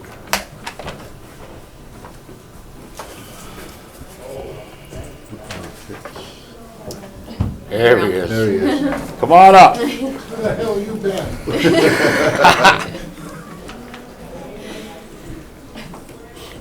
Want to introduce him, Heather? Maybe a lot of people don't know him. Adams, I didn't pronounce your name right. Suzor. Adam is our new IT director that we hired. When did you start, Adam? February. And he's here to give us his report. So I've been, one of the projects I've been focusing on for Barry is a new town website. You need this? Thank you. Do you have an extra one? I do, which actually I got a bunch of extras I'm gonna leave up here, Thank you. along with business cards if anyone would like to contact me.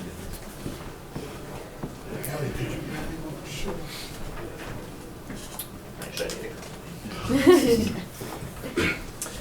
so, one of the things that, I guess, new website's been a project for Barry for a while. You guys had some money already budgeted for it. So some of the challenges our current site faces is that the current website is not mobile friendly. Google gives it a score of 67 out of 100, so that's a score of a D. We're gonna go to high school scoring. Google also gives us very slow response time as far as when someone tries to go to our website, it takes it a really long time to load. We also do not have any social media integration, so these are some of the challenges that our current site faces that we need to address.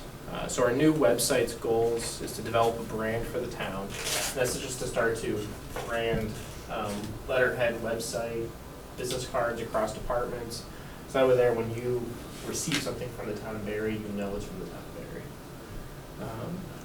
We want to make our website as easy as possible for residents to access. So this means that it has to be accessible to a very wide range of an audience. We want to make sure it's ADA compliant, which is the American Disability Act. So that means it needs to be accessible for the blind, people that have trouble seeing colors. If you can't hear, we want to make sure the website's accessible to you. We want to make it mobile device friendly, so we don't want to be we don't want to be stuck just to a desktop computer. We know that people, it's actually just over 60% of all websites are viewed from mobile devices now. Our website looks terrible on a cell phone, our current website. So the goal is to make the new website easy to use from a cell phone, a tablet, a desktop, laptop, no matter what device you're trying to use to visit the website. We also want to create a how do I section. So the how do I section is just an easy place for residents to go. So you can just say, how do I, type in what you're looking for, and then you'll get the information you need. We want to increase website security, because we know that's really important, especially now that residents are able to pay their taxes through the website. So we want to make sure we're using the latest encryption, latest security that banks are using. We want to make sure that the town website has those features as well. Another really important thing I think for our businesses is, since there is no Chamber of Commerce in Barre, the town website should have some functionality for businesses to be listed. So if someone's coming to the town of Barre, have some place that they can submit a listing for our residents to look for places to go in Barre, or anyone visiting Barre. Then also we want to streamline social media updates. So that comes back to branding of the town. We want to make sure that when information is posted to the website, it's also posted to whichever forms of social media the town chooses to use, such as Facebook, Twitter, Instagram, YouTube, whatever we choose to use. Project timeline. So we're looking to start this in May. I have a department head meeting scheduled tomorrow to review the current communication needs of each department. So the website's just really a form for the town to communicate with its residents. So we want to make sure that the needs of each department are being met with the website. We plan to develop a draft design, start putting the content on the new website in May. June is when we're going to make changes to the design, validate the content, and kind of run it through the department heads again. And then July is when we'll kind of launch it internally with the staff, so we can again have more eyes on it, making sure that there's no errors on the site and that everything's working appropriately. And then we'll launch the official new site in July.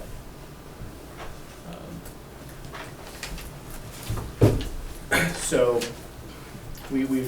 I've chosen a local graphic designer.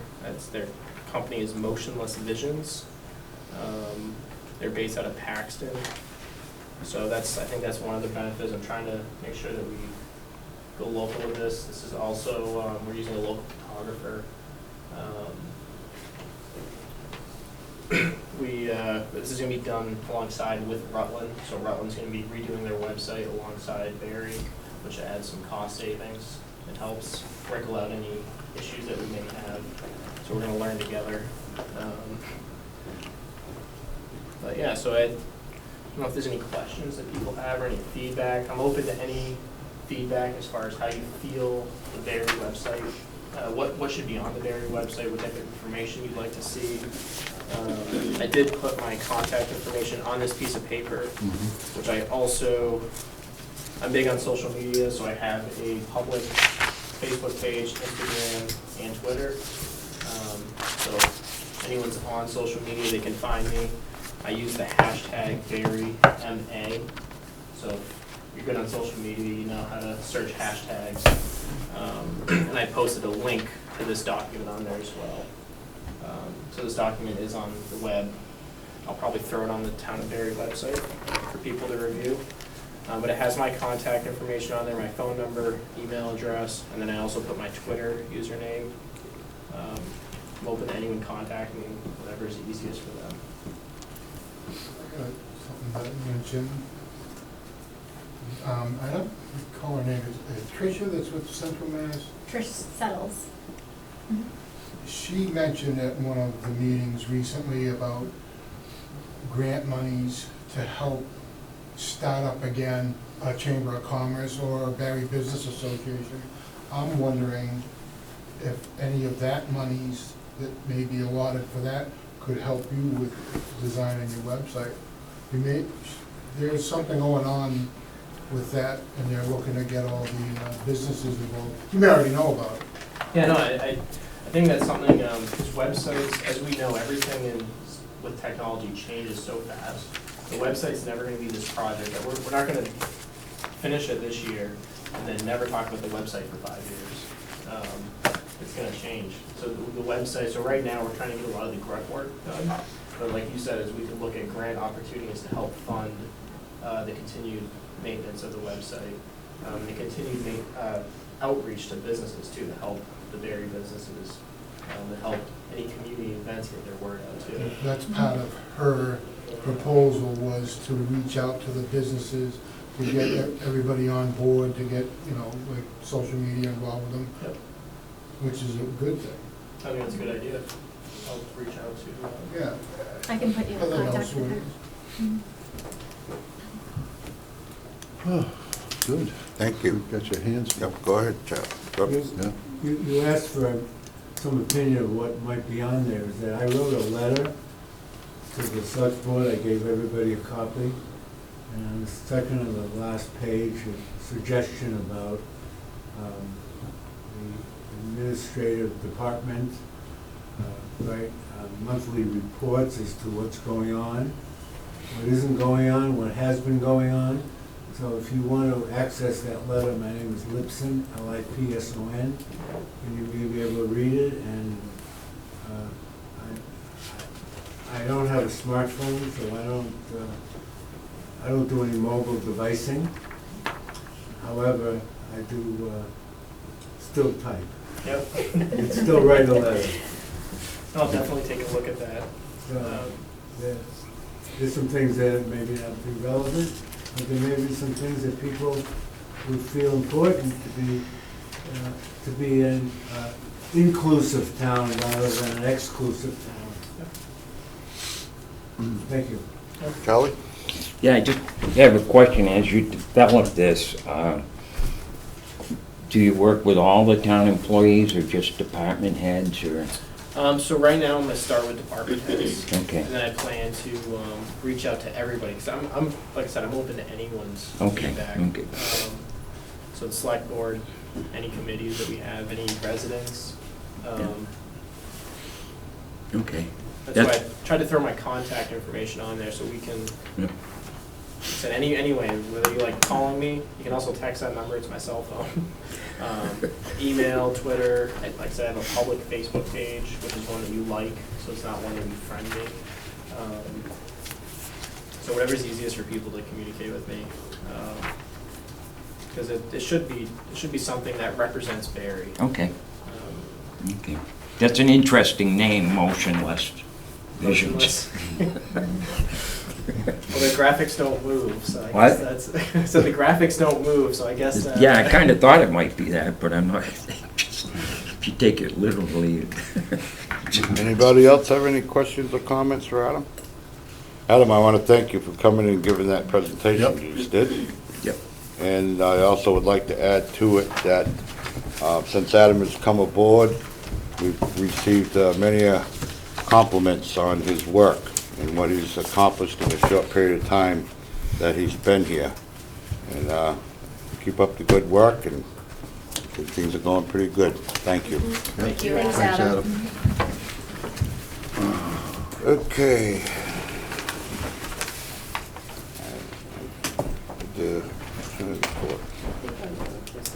Excuse me? Old business? Yep, down to old business. This is kind of, it's not on here, but I was mentioned, I think, before at one of our past meetings, that, well, I felt that I made an error in one of our meetings, right after the last election, that I did not thank Kathy Inman for her years of, hard work and dedication to the town of Barry as a select woman in this town. And, I apologize for not recognizing you right away, Kathy. And I just want to tell you thank you very much from my part on all your hard work and your dedication to the town. Thank you, Kathy. Thank you. Thank you. Next, the Code of Conduct. Mr. Chairman, if you want, I can, I have it done. We got the papers, but if you want, for the sake of time, we can do that at the next meeting if you'd like. Well, yep. Yeah, I have it all done. Good. The only thing is, this will be the third meeting that we've brought this up, so the Yeah. next meeting, we will act on it, the next meeting. Okay. Good. We have a meeting. Not that urgent, right? With finance that you're posted for. No, but I'm saying, you don't want to just keep putting things off. Like I said, this is the third meeting Yeah. we've had it on the agenda. Yeah. It's really not that. Yeah, we can do it. We can do it at finance. Quite frankly, I don't think it even needs to be done, but Well, that's Yeah. your opinion. that is my opinion. But I've never operated on one, Yeah. so, Me neither. No, me either. right. First time for everything. Yep. All right. Okay, Police Chief Search Committee. How's that going, Heather? Heather, you want The board receives applications.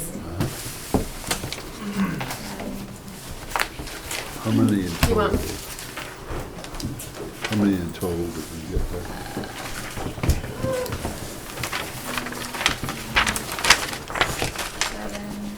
Seven.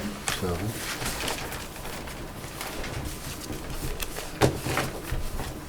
And how many member board would you guys suggest we have on this?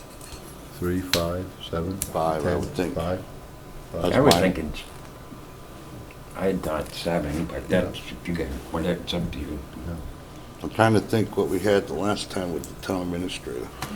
I think it was 5, wasn't it? Mm. I'm trying to think of the names. Arlene Betteridge, Rob LaRue. Yeah.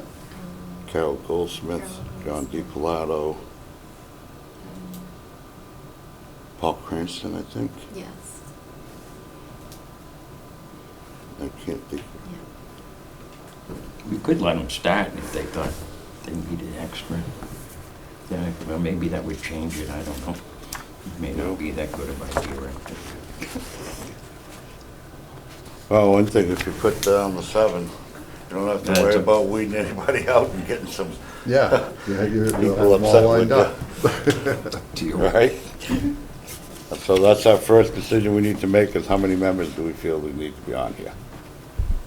If it's too big, it's unwieldy, and I like 5 for a number.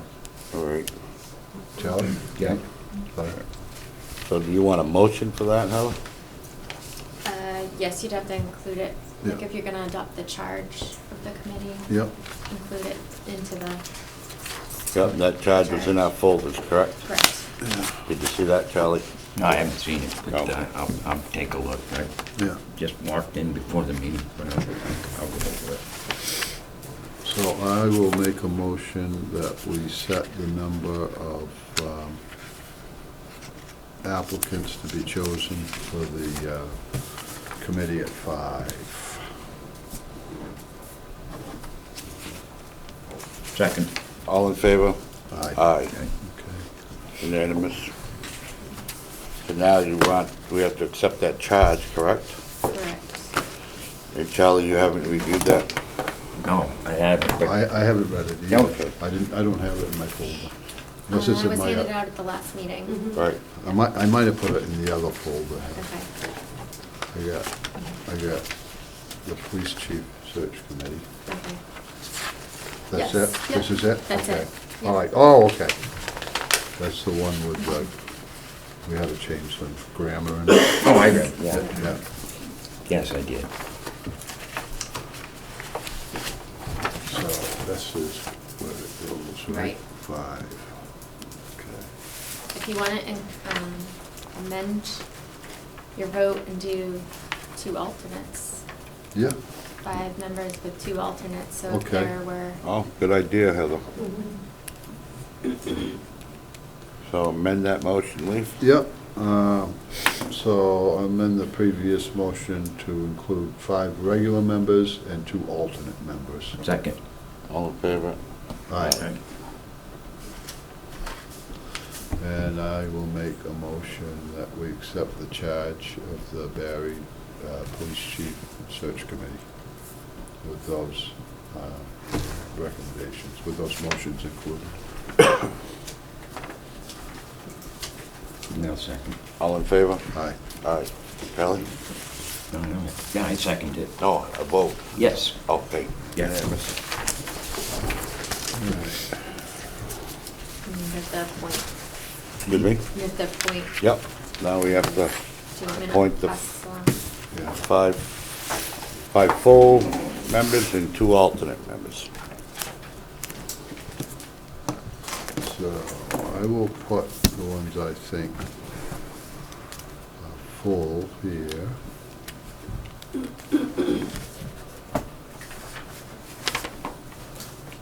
And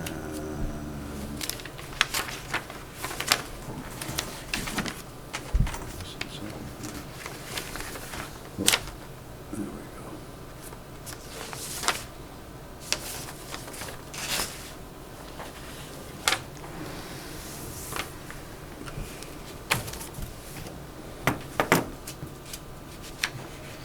You know,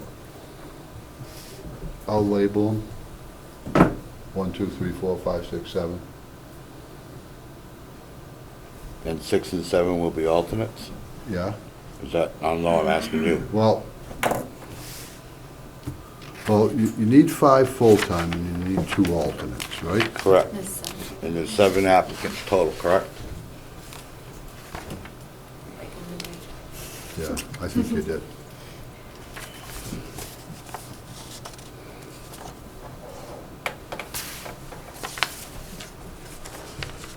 All right.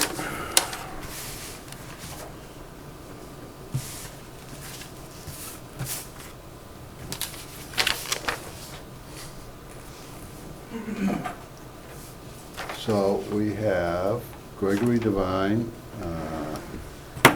principal at Quabbin. Lester Paquin,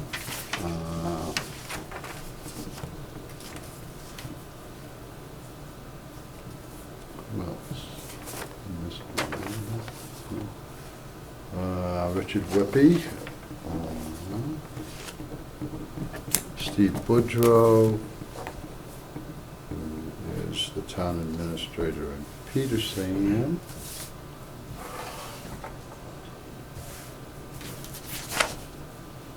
That's just the. I have Oh, that that's one on. Faye's. Yeah. Sorry, Faye, I almost appointed you. My name's not on there. Dennis Fleming,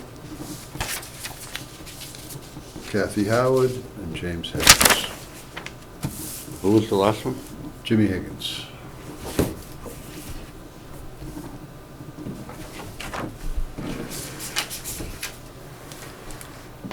So my choices would, and you guys pick whoever you want, all right? My choices would be Steve Boudreau, Lester Paquin, Greg Devine, Richard Whippy,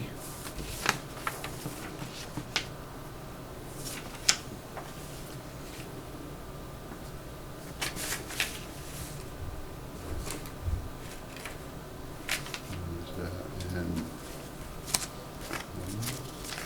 sorry this is taking so long, but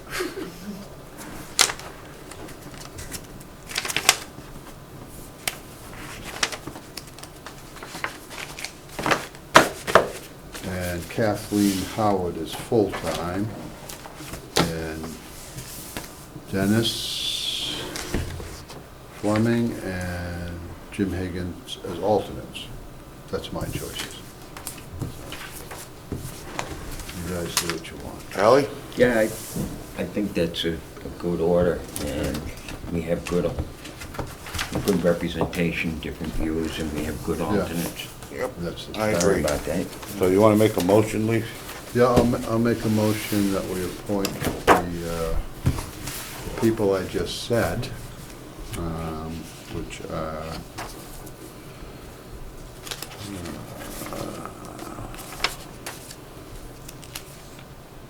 Greg Devine, Lester Paquin, Richard Whippy,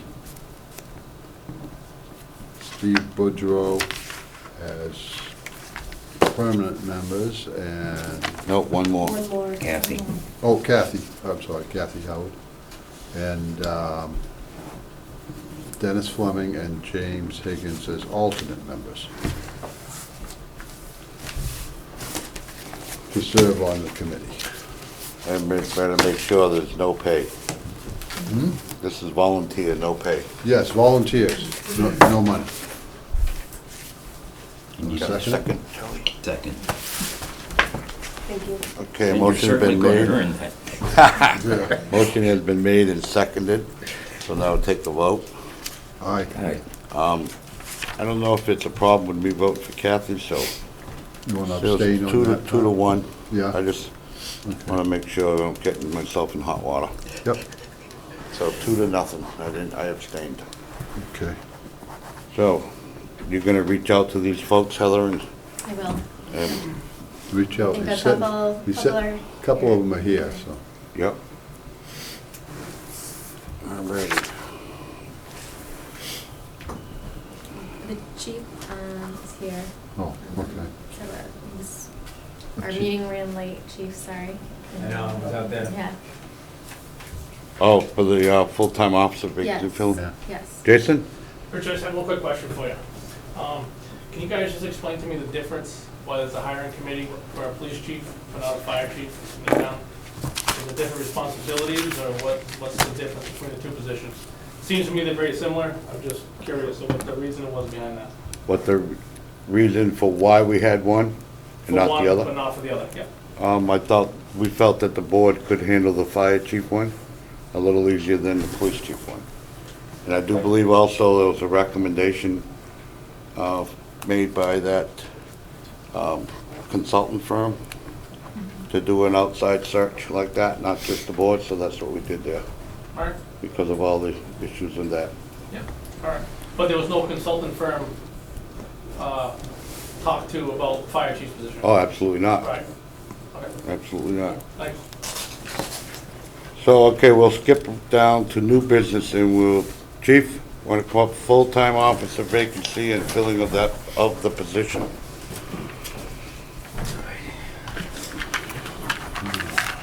Who you got? Well, I don't have a name. Okay. Because, Yeah, I know. We have to do the process. Yeah. So, with the retirement of Sergeant Duchesne's, currently we've been filling the positions with the part-time officers. And it would be my hope that we could do a provisional full-time. Provisional full-time, basically put somebody on, we could start it, we do a 10-day in-house posting, we select from the in-house part-time candidates. And we can then process that through these states. The MPTC has a provisional status where you can put somebody through, it puts them on a temporary status of 270 days. Oh, yeah. And there's no guarantee that they're gonna be promoted to full-time afterwards. There's no guarantee that we have to send them to the academy. It's just a fill-in for those months. Normally what we've done in the past, with the exception of one, we've sent to the academy in that time frame. Or their day one started before that 270-day window ended. It brings a little bit more regularity when we could put somebody onto that position. So it'd be my request that we go ahead and I'll give that as an option to the current part-timers that we have, and put somebody on in a provisional status. That will get us into next fiscal year and give us a little bit more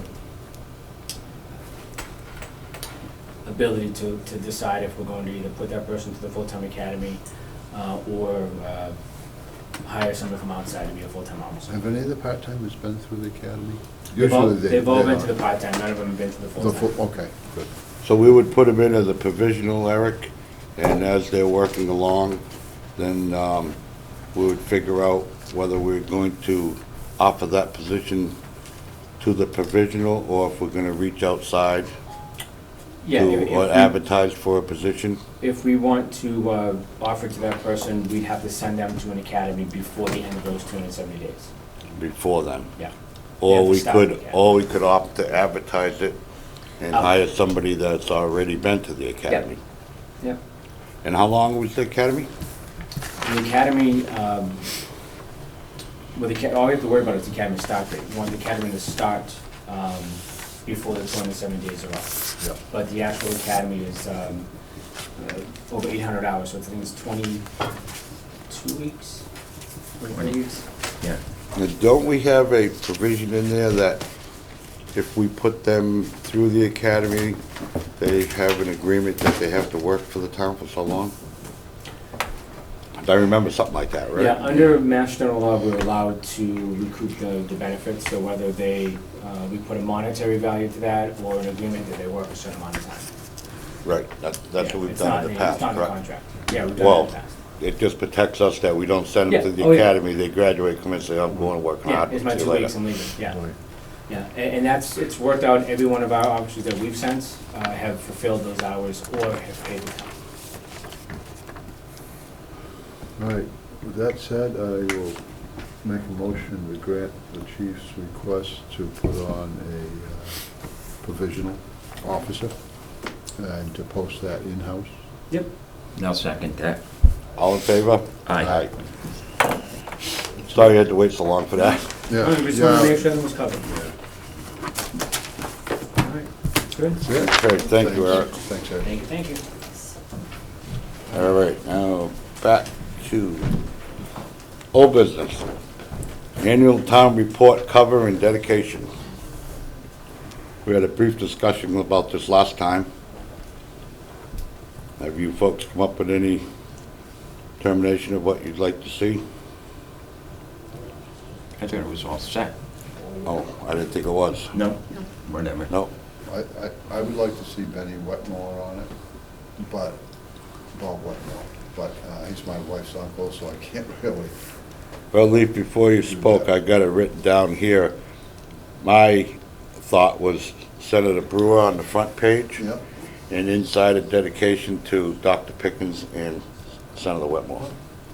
That would be nice. Yep. All That would be three of very those good. people have been Mhm. huge assets to this community throughout their entire career, lives. So do we get a motion for, Sure, I'll make a motion that the three gentlemen, Senator Brewer, Senator Wetmore, and Dr. Pickens be this year's honorees in the town report. Senator Brewer on the cover, the other two inside? That's fine. Yep. Yep. I'll second. All in favor? Aye. Aye. You got a little break coming up? or- Excuse me? Gonna have a break? or- Yeah, we have an executive session, and then just next meeting dates is, so you have a finance meeting on Wednesday, This Wednesday, Heather? this Wednesday. They'll start at 9 o'clock, Joe. What? They start at 9. Okay. No, I'm just kidding. No, I know 7 that. o'clock. I know that. It seems it sometimes, Maybe if I show up and especially in the they'll be all winter. done. They'll They'll be all start at done. 4:30. Turn off the lights when you leave. Well, the days start getting shorter and So we it's got- over a month, so. We got through all of it, huh, Heather? I kind of Yep. make sure, because we skipped around quite a bit tonight. Did you do correspondence yet, by the way? Yes, we did. Oh, well, I'd like to add something to correspondence before we close, if I may. Correspondence is letters that information we received. Yes, right. Okay. I wrote a letter. I read the report regarding the police department, and I thought it was somewhat skewed. So I wrote a letter to the organization that prepared the report. In the letter, I mentioned I would provide a copy to the head of the MU, town administrator, which I did. And I gave it to her, and I'm telling, and for the record, I'm saying that report, that letter from me should be considered public information because there's nothing in it, so that it would not be public information. And I just want it to be disseminated appropriately amongst yourselves or amongst whomever else would like to read it. And I was waiting for correspondence, but I guess we passed it. We jumped around so much. Yeah, that's when I brought up the school, Sam. Well, that was the correspondence, okay. Yeah, we got a letter from the Oh, school. I see. That was- So anyway, so there's a letter that Heather Mew has. Chief DeMetropolis has a copy. The president of, I believe his name is Connors, he was sent a copy of it. And with the hope that there would be some response. And the Ethics Committee was also sent a copy of it in Ashburton Place. But it's all in the letter, so I hopefully, Okay. whoever decides to ask for it, they would probably come to your office and ask to have a copy, so I would appreciate if they would, that's all considered public information. Well, it'll have to be viewed and make sure that it is, correct, Okay. Heather? Thank you. Thanks, Sam. Anything else? Okay, so next meeting date, next we're gonna go into executive session. Under Mass General Law, Chapter 38, Section 21, Paragraph 6, ambulance headquarter lease. And when we come out of that, we will be adjourning. So this time, Can I ask why lease discussions are executive session? It's a reason for going into executive session under Mass General Law. Say it again now? It's one of the reasons for entering into executive session To discuss under a Mass lease? General Law, yes. That section, that paragraph, under Mass General Law. So you're saying that any leases of any contracts need to come under executive session? They can. They can. Yep. Yeah. They can. Yep. And who makes that choice whether they are? Isn't it? Was negotiating the lease, aren't you? Well- no. Discussion. No, it's- We try to follow that so we don't get in trouble. There's a list they give you, Sam, of all things you Okay, can all do right. and cannot do. Because earlier, when Charlie was speaking, he said previously, his theory was everything's on the table, so. Well, there are certain, certain things you he's can't right, have but there's on. certain I'm things just that we asking- can't. I'm just asking Yeah. why certain things Well, are determined. I can get you a list of all the reasons Yeah. why. No, you don't need to, no. well, I'm just get him one anyways, I was Heather, just- so he has one. No, I was just. That's fine, we'll get you I one, was just Sam. relying on Charlie. That's He said fine. previously, everything was on the table. That's So fine. with another mind in the group, maybe you can have less executive sessions and more inclusion rather than We'll exclusion. probably have more executive sessions. Excuse me? We'll probably have more executive sessions. Well, we don't know this. Well, we don't. We'll find out. The reason for a lot of this, like this case in particular, is if it will weaken the town's bargaining position. Oh, I think that's logical. So that's the reason for that. Yeah, no, that's logical, that's Yeah. all. Okay. All right? Okay. Thank All you. right. Thank you all. Shut that camera off. I can't shut it. You can't?